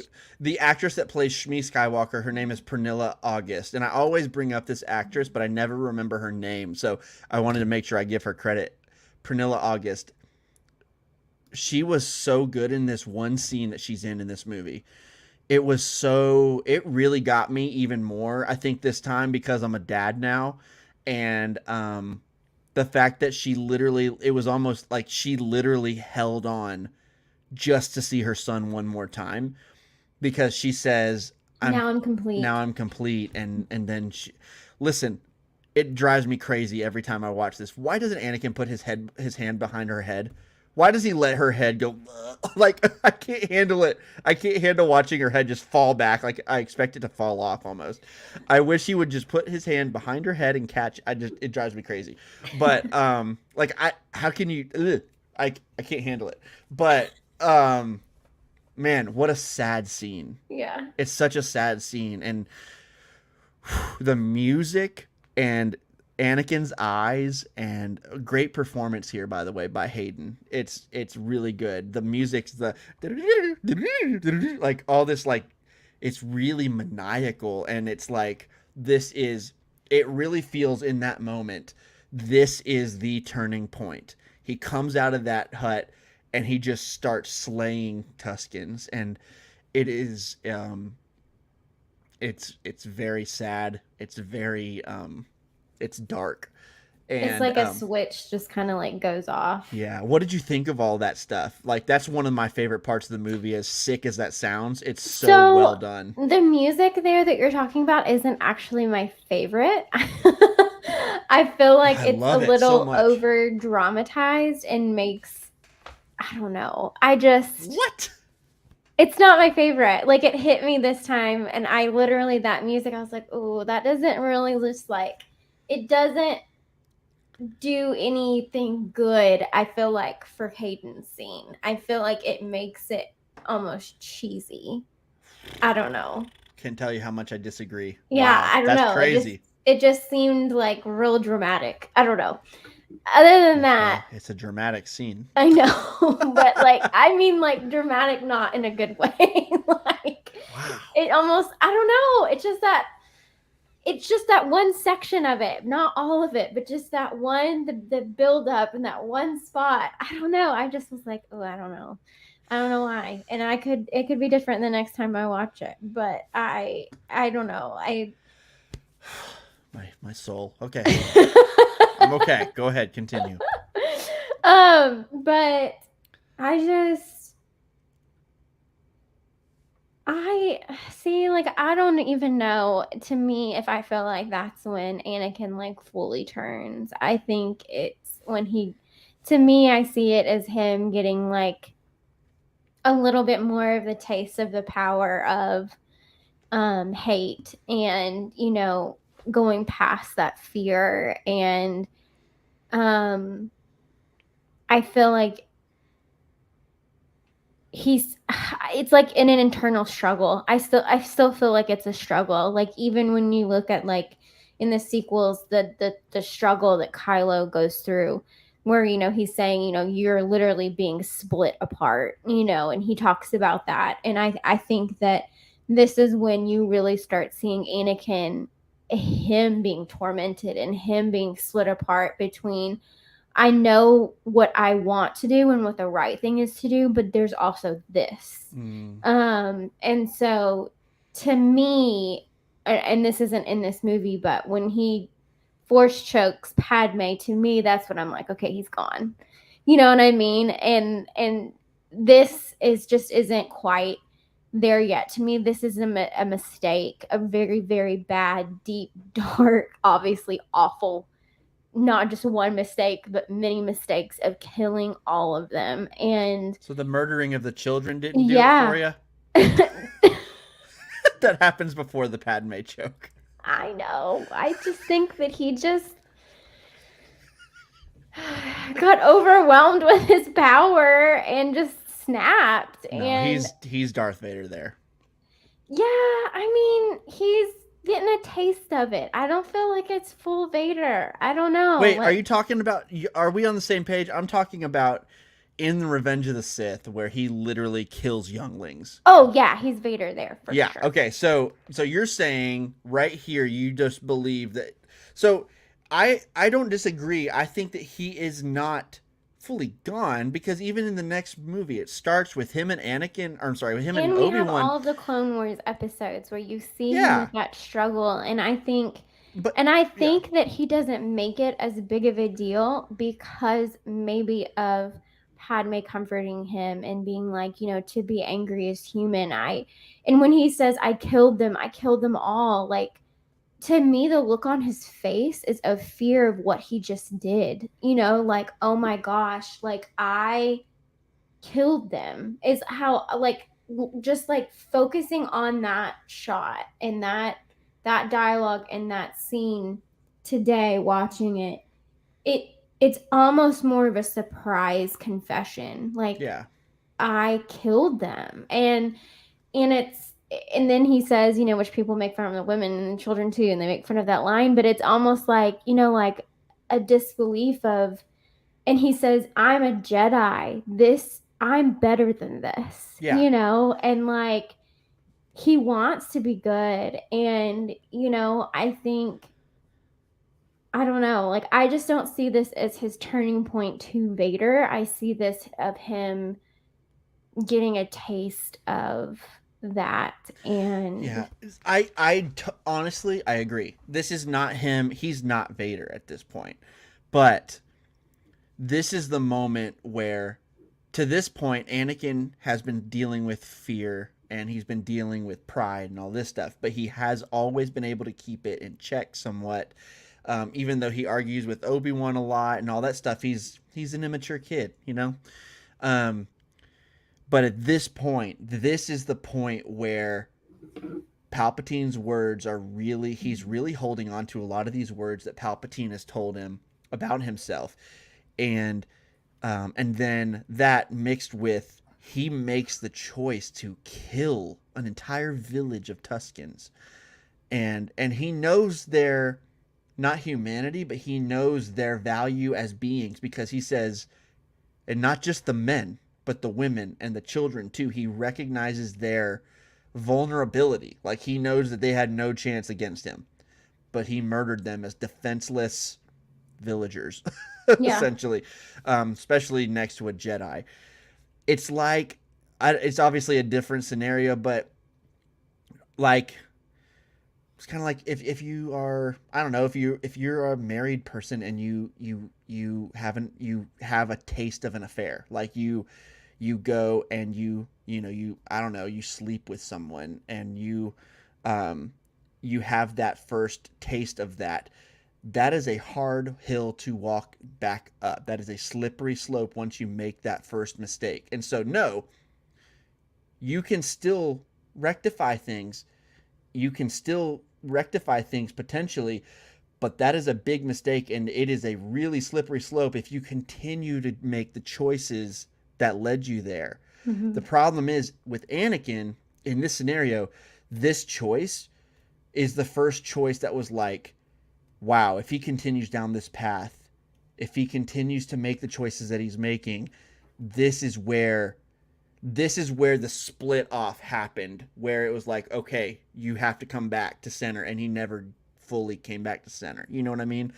So I think, no, he's not fully Vader yet in this scene. Even in Revenge of the Sith, we see him and Obi-Wan, like, he loves Obi-Wan so much. They're in a good place, and at the beginning with the Grievous stuff, and like, and all through the Clone Wars, we see a lot of that. But we also see darkness in the Clone Wars and in Anakin, and so there is that seed.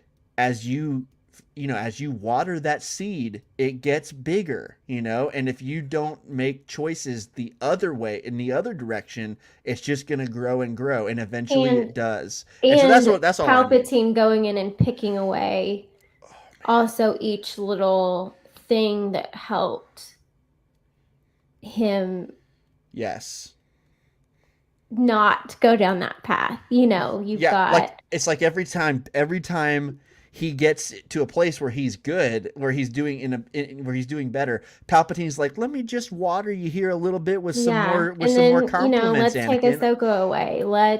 Let's shower you with some doubt here. Some doubt in the Jedi Order and how they trust you or lack thereof. And yeah, it's just like Palpatine's a master in this whole game that he's playing. And unfortunately, I do believe he manipulated that, and Anakin took the bait. And in this case, this was where the split happened, where it's like, okay, now you better come back to center. But he never fully does. He gets married to Padme, it gets that his fear takes hold more there, because that same fear he had for his mom transfers over to Padme in the next movie, and because he can't lose Padme now too, and the Emperor knows that, and it's just this cycle that he can't get out of past this point. And I think that's what I meant. He's not fully Vader. Definitely not. He can get back, but he doesn't. This is the split right here. And so, good stuff. In the Mortis arc in the Clone Wars, before his memory gets wiped of him becoming Vader and everything that he does, just seeing how broken Anakin is about that. Like, I do this. Like, I'm going to be I think he says something like, I'm going to be the destruction of so many.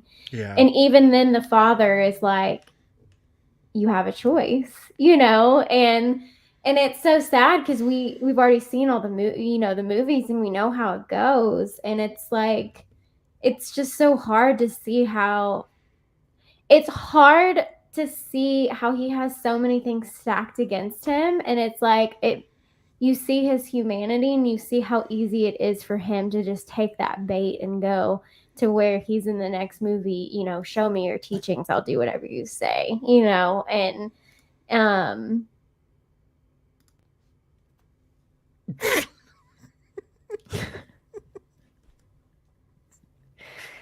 yeah, well, it is what it is.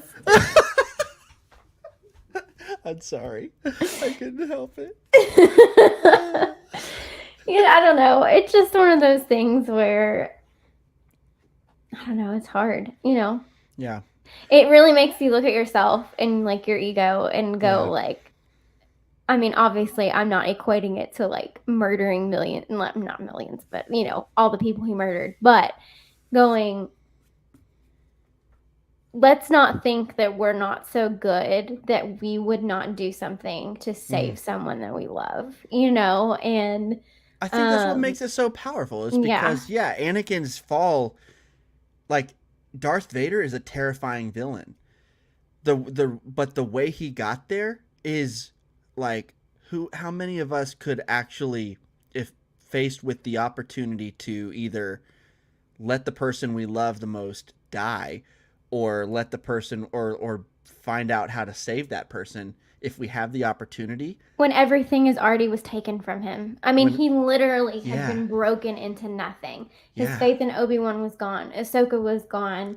He was worried about Padme. Like, I mean, he felt like, okay, well, this person who hasn't lied to me, yeah. even though he had, why would I not trust him? He's You his know, friend. like He's a all friend. these, Yeah, yeah, you know, absolutely. It's a relatable character arc, even though yeah, obviously he's a super powerful Jedi. I yeah. can't relate to that, but I can relate to it on a human level. Like, the reason he falls for this trick, with Padme, is because the same thing happened with his mom, and she did die. And so for him, that hits home.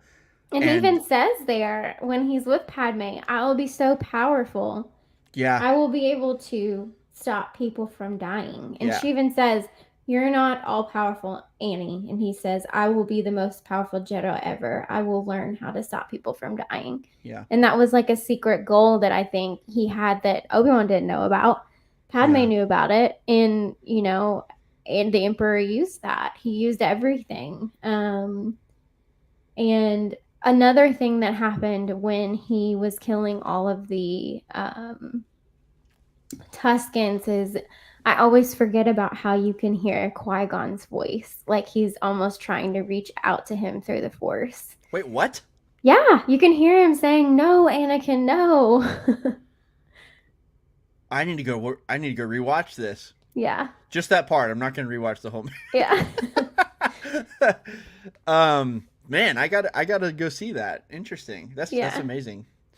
Oh man. I mean, it's like right when he starts coming out and he's like killing him, you can hear it. And it's like, again, from watching the Clone Wars and learning more about how Qui-Gon learned how to become a Force ghost and how all Right. that works and how Yoda learns and all of that, it's just really interesting to see him. And it reminds me, it's such a parallel to, I think, of Leia reaching out to try to save Ben, and I don't know. I just love how there's little things that you pick up when you watch it, and it reminds me of things like in the sequels or in the original trilogy, and how it Yeah. kind of like all beautifully kind of ties together.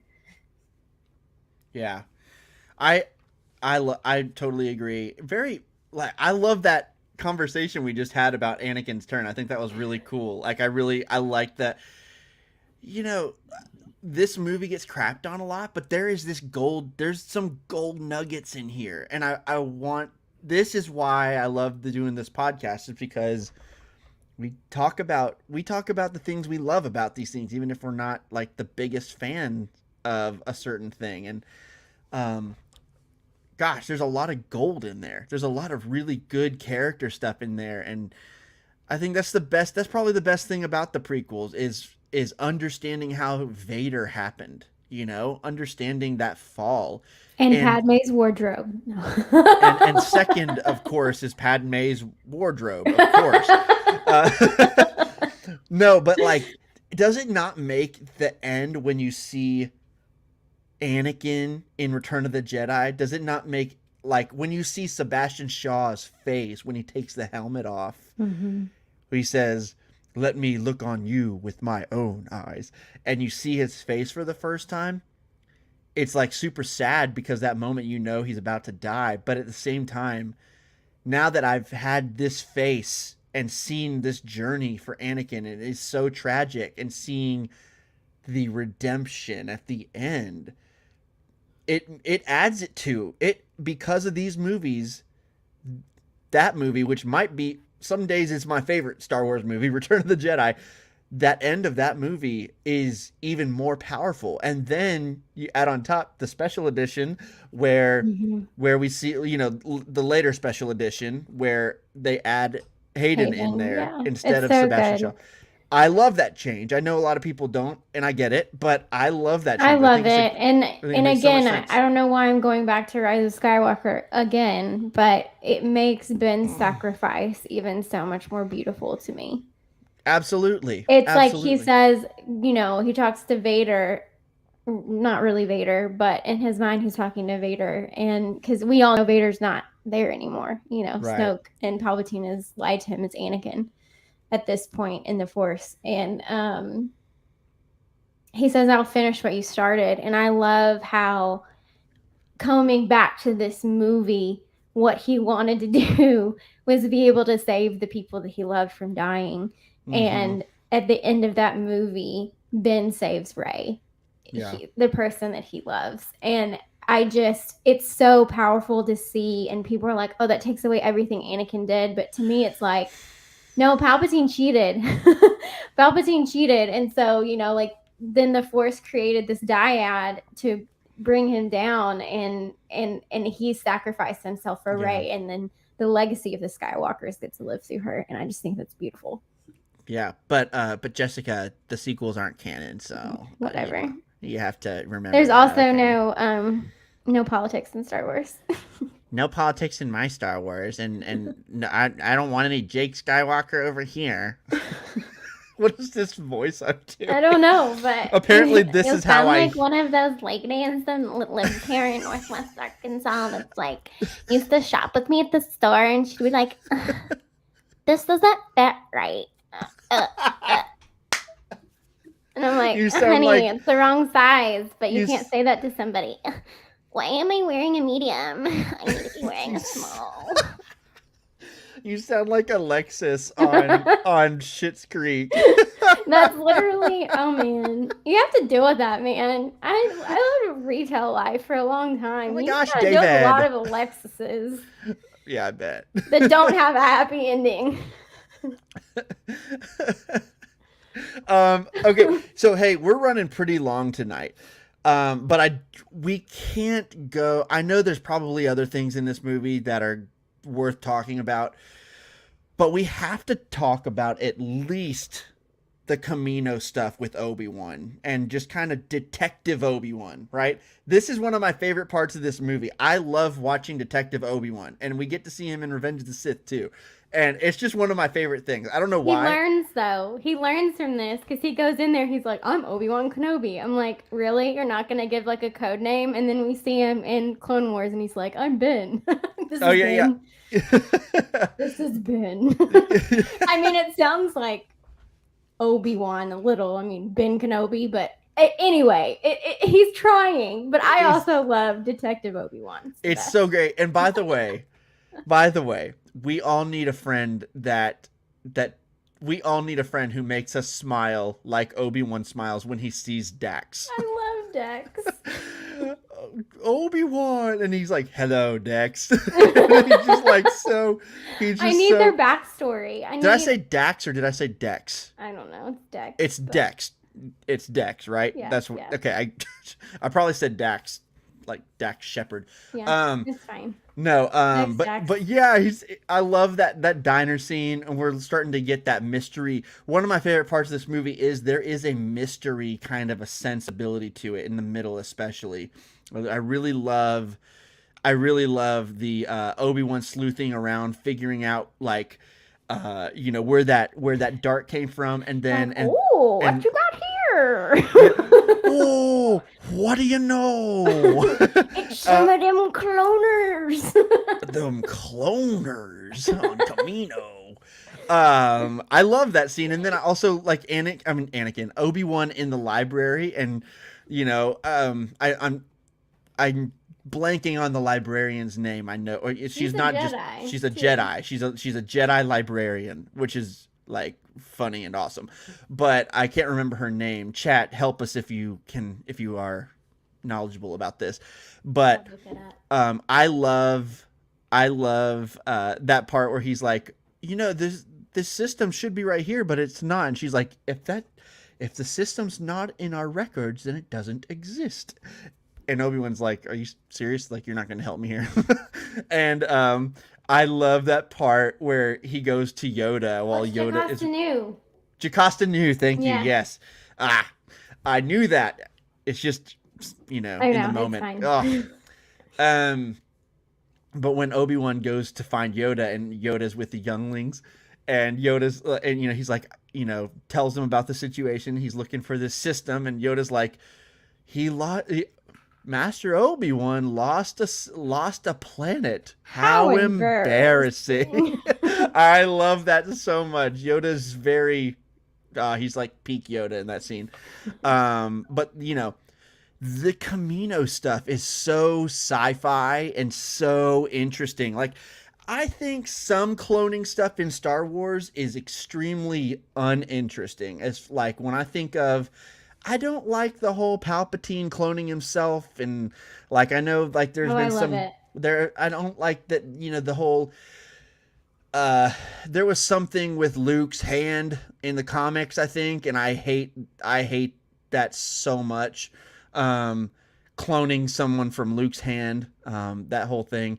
I think there's some stuff in as far as cloning goes, I don't find very interesting, but I really love this stuff with Jango and with the clone army, specifically with Sifo Dyas and all of this whole mystery. And then when you walk into, first of all, Camino is just a super mysterious place. It's just like a water world, and you go inside this structure, and it looks like Minority Report. Like, and they have the little spoon chairs. Yeah, it's like super modern and super like everything's white and cold and clinical and but then just think Omega's running around somewhere. I know Omega's there, and it's just so it's really cool, especially now that we've seen everything we've seen in the Clone Wars, and now that we've seen everything we've seen in the Bad Batch. It's really such a cool and rich place that it wasn't that way when I was a kid first watching this. I actually thought this stuff was really weird when I was a kid, but the older I've gotten, this has become one of my favorite, pieces of Star Wars lore ever. And I really love the cloning stuff and the showdown with Obi-Wan and Jango, and that really intense scene where they're just talking to each other.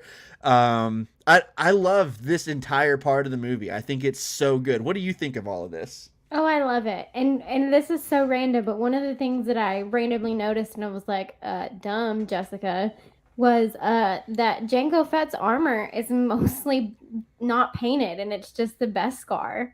Yeah. And it's like, how did I not notice that compared to, like, you see the Mandalorian and his Beskar armor, and like, yeah.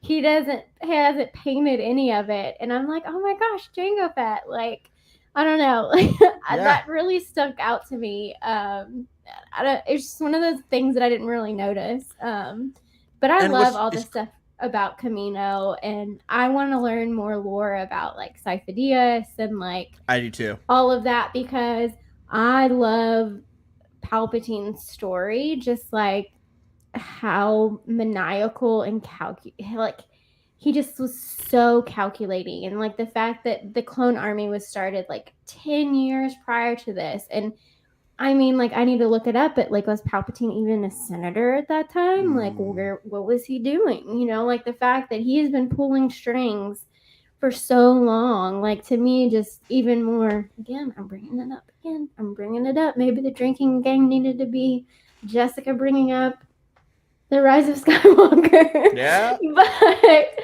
Palpatine still being alive, like, I just get it, man. I have no issues with it, because this guy is going to cheat death, and he is smart, and he's creepy. He's the one that's creepy. Yeah. I mean, he is. He's a different kind of creepy to me, but he is creepy for sure. And somehow he had a child. Or, somehow. I guess it was his clone. God. Is that what it is? Is it like it wasn't his kid. It's like one of his clones left and got married and had right? You know what? I think that's in a novel or something, and I have not read that because I didn't want to. Okay. Well, and there's a lot of information too, I guess, about Tatooine and like, is it Klieg? Is that how you say his name? Klieg Lars. Lars. About him and things like that, and Ray's father was a clone. yeah, so I thought I Yeah. was like, nobody's hooking up with Palpatine. He's a Exactly. Yeah. When I ruffle. first heard grandfather, wait, really? He definitely just give off the creeper vibe. Yeah. But anyway, there's like information about him and like slavery on Tatooine, and like Padme investigating things is all in those books that I have that I need to read. So now I'm really excited about reading and learning more about the Lars and kind of Yeah. how all of that fits in. So Yeah. I really do. I think this whole section of the movie I think is just so good, and I do think from this standpoint, like when you tie in the Camino stuff with, yeah, this is Palpatine's plan, and the whole reason why he's doing the clone army is, yes, he wants to win this battle right now, but he's also thinking years and years ahead in case he dies. He knows how to clone. He knows how to cheat death. yeah, We already know the that. ways that are So unnatural. right, and so we already know that he knows how to cheat death. So he wants to cheat death and have a vessel later. Why not work on cloning and have that as? Yeah, and then I once mean, he figures it it's out, it makes sense for like the him to destroy and to like they feel so like in Camino, they feel so betrayed by him because mm-hmm. he destroyed everything. Yep, Well, yep, once he has that power, he's not gonna want you to have it. That's yep. his now, Yeah, because we see on the in the Bad Batch, they keep cloning, but they move to a facility that's controlled by the Empire and not the Kaminoans, and they just destroy that facility on Camino. So Isn't I think it just so beautiful? Everything kind of fits together in its it like does. weird It kind does, of and like even way. it does, and even as a person who has a lot of issues with the Rise of Skywalker, and I don't feel like the cloning of Palpatine and stuff. I'm not completely satisfied by that. It is part of it goes all the way back to here, the cloning on Camino, like that, it is tied together. It's I his don't love master plan. Yeah, I don't love every aspect of it, but it is a story that is tied together from, and it does, if you follow each thought to conclusion, it does make sense. It does make sense. I don't particularly love it, but it does make sense. But I do particularly love the Camino stuff in this Yeah, movie a so lot. good. It's so good. I agree with you. I want something on Sifo Dyas. I know he's not like a key character in this, and I know like it's not, this movie isn't about him, but I would love to see some sort of anthology, like if they did an anthology show on, just different, like an animated anthology show on different like minor characters in Star Wars.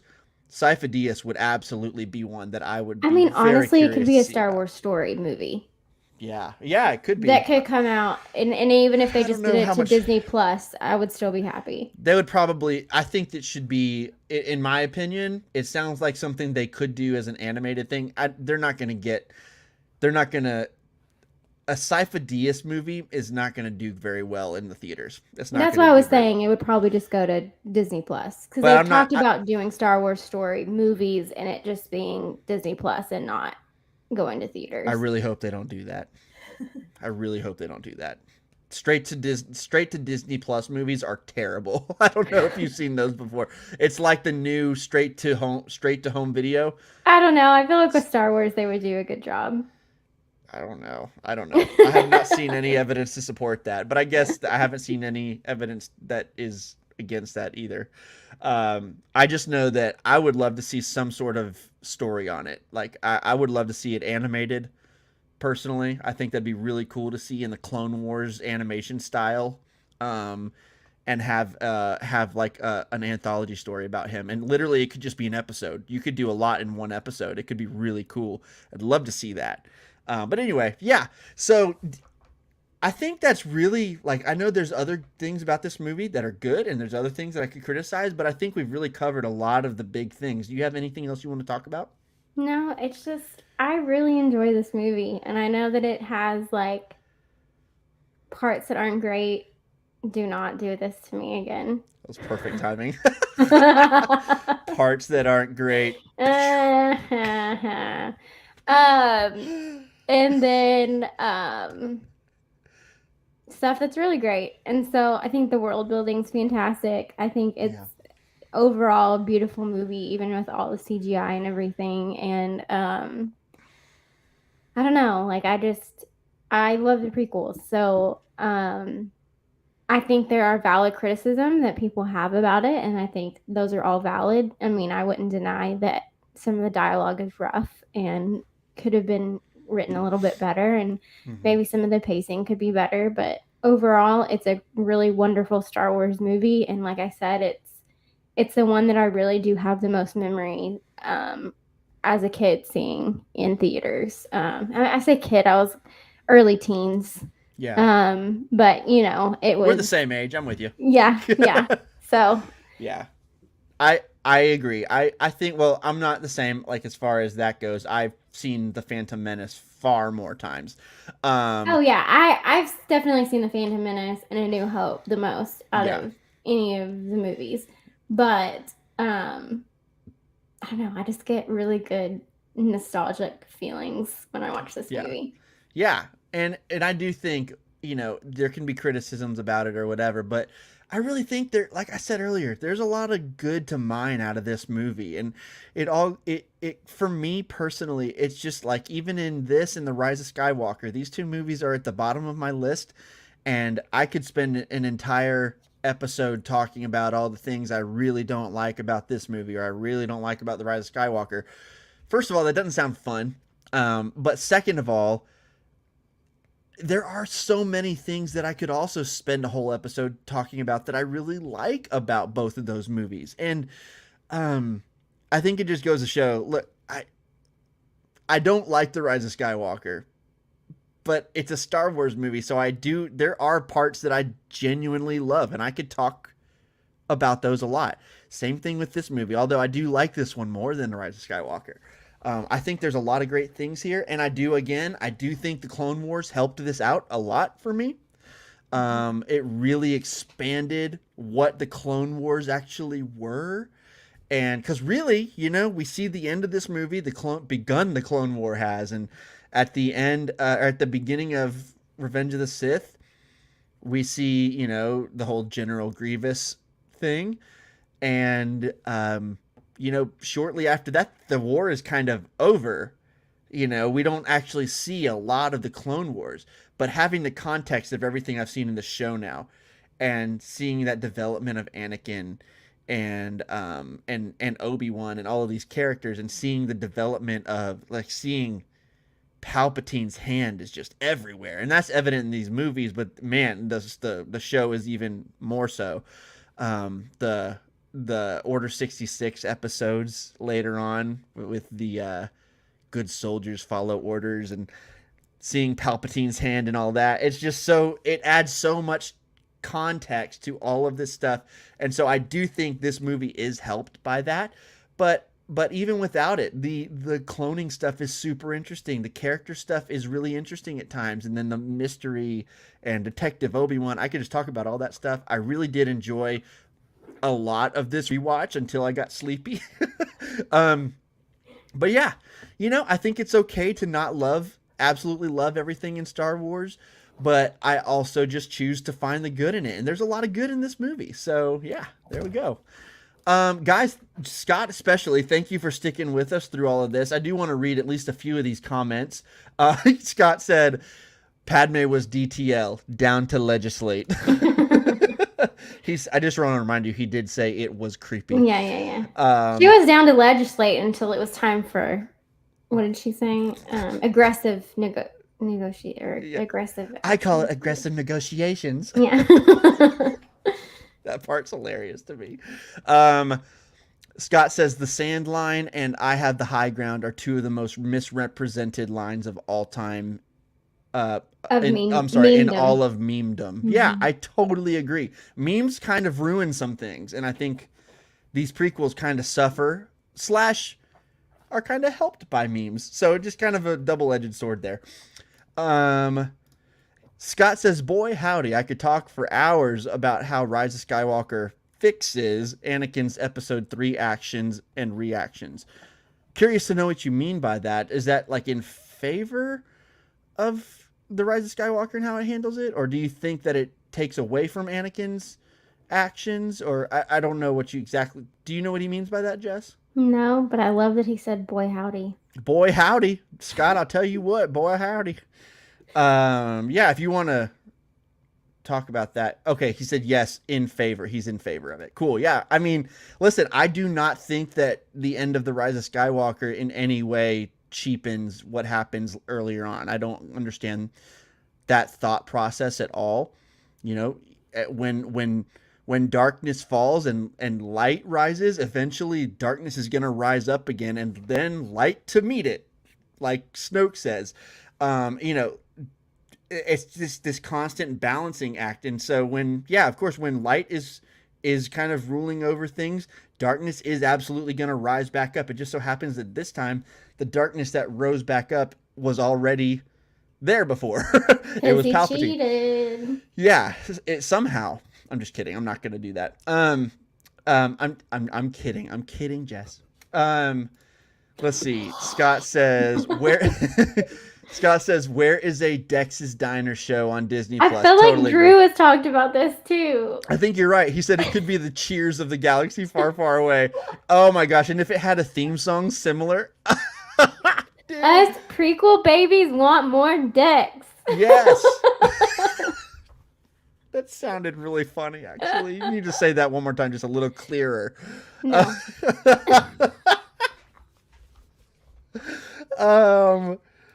Okay, so one more time. Let's see here. He says, I will have to share my headcanon about that when we have time.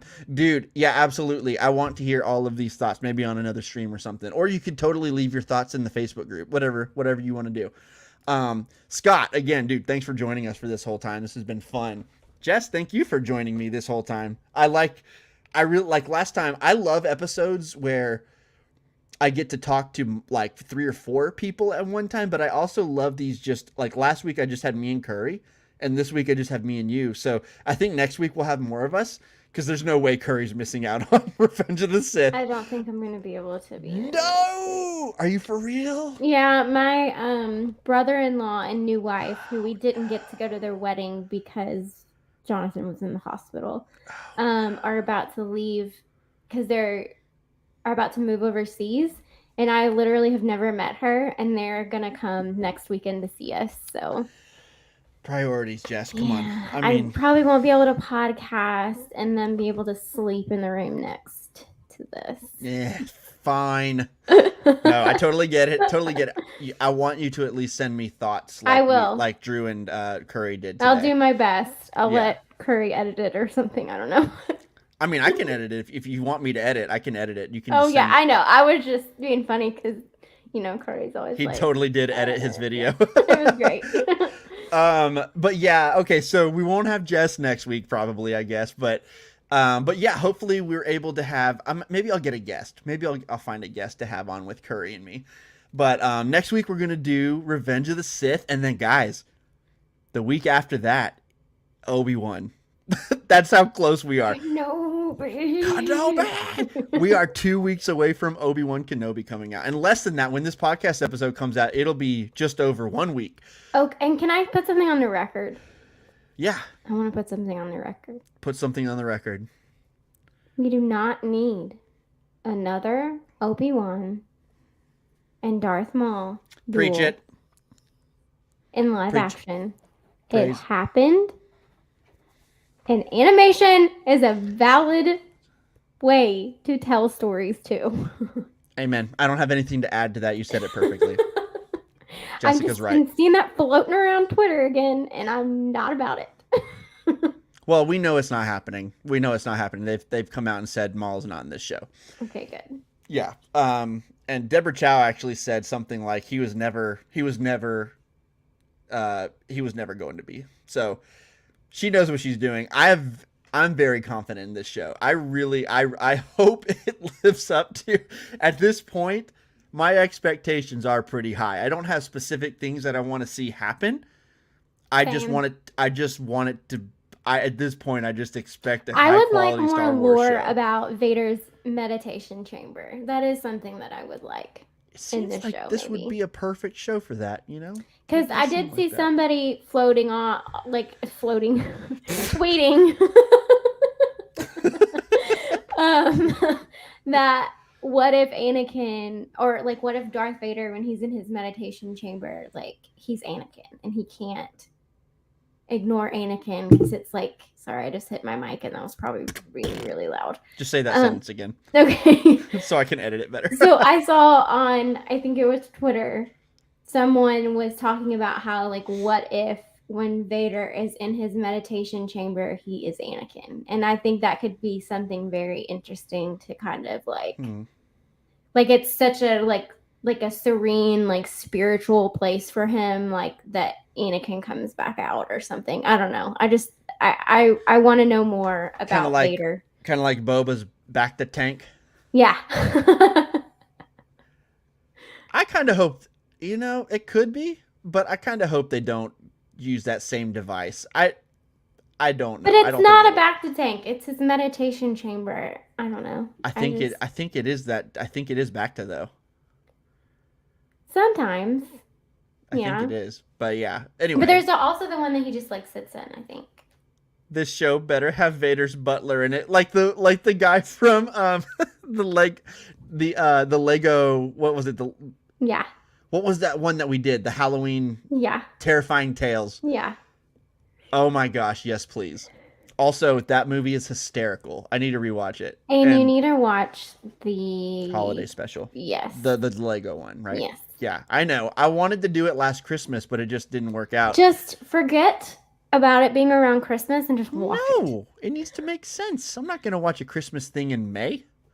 Yeah, well, Life Day was more recent. Star Wars Life Day. We should have done the actual wait, when is Life Day? It was like a couple of months ago, I think. We should have done the actual holiday special for Life Day. Because they did a big thing at Batu, whatever. Yeah. Oh man. Galaxy's Edge for Life Day. I like that kind of episode though, when we watch like Terrifying Tales or like the Clone Wars animated, like the 2D version.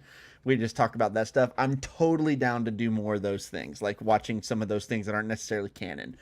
But those are really fun. Especially the Lego things are so funny. I know, they're so good. It's so good. Oh man. All right. Anyway, we got to get going. We got to get off of here. Guys, thank you so much. If you've made it this far, thanks for joining us today. Big ask, if you could please, if you enjoyed this episode, if you enjoy our podcast at all, please go rate. Please go rate and review. But like our accounts too.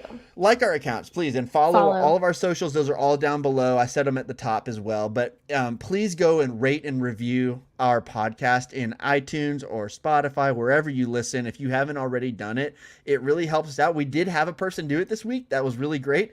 We want some more. It really helps people. It really helps the visibility of the podcast and the algorithm and all that stuff. So if you could go do that, that would be awesome. And Jess, any last thoughts before we go? Not that I can think of. All right. Well, hey, guys, thank you so much for joining us. And until next time, may the force be with you always.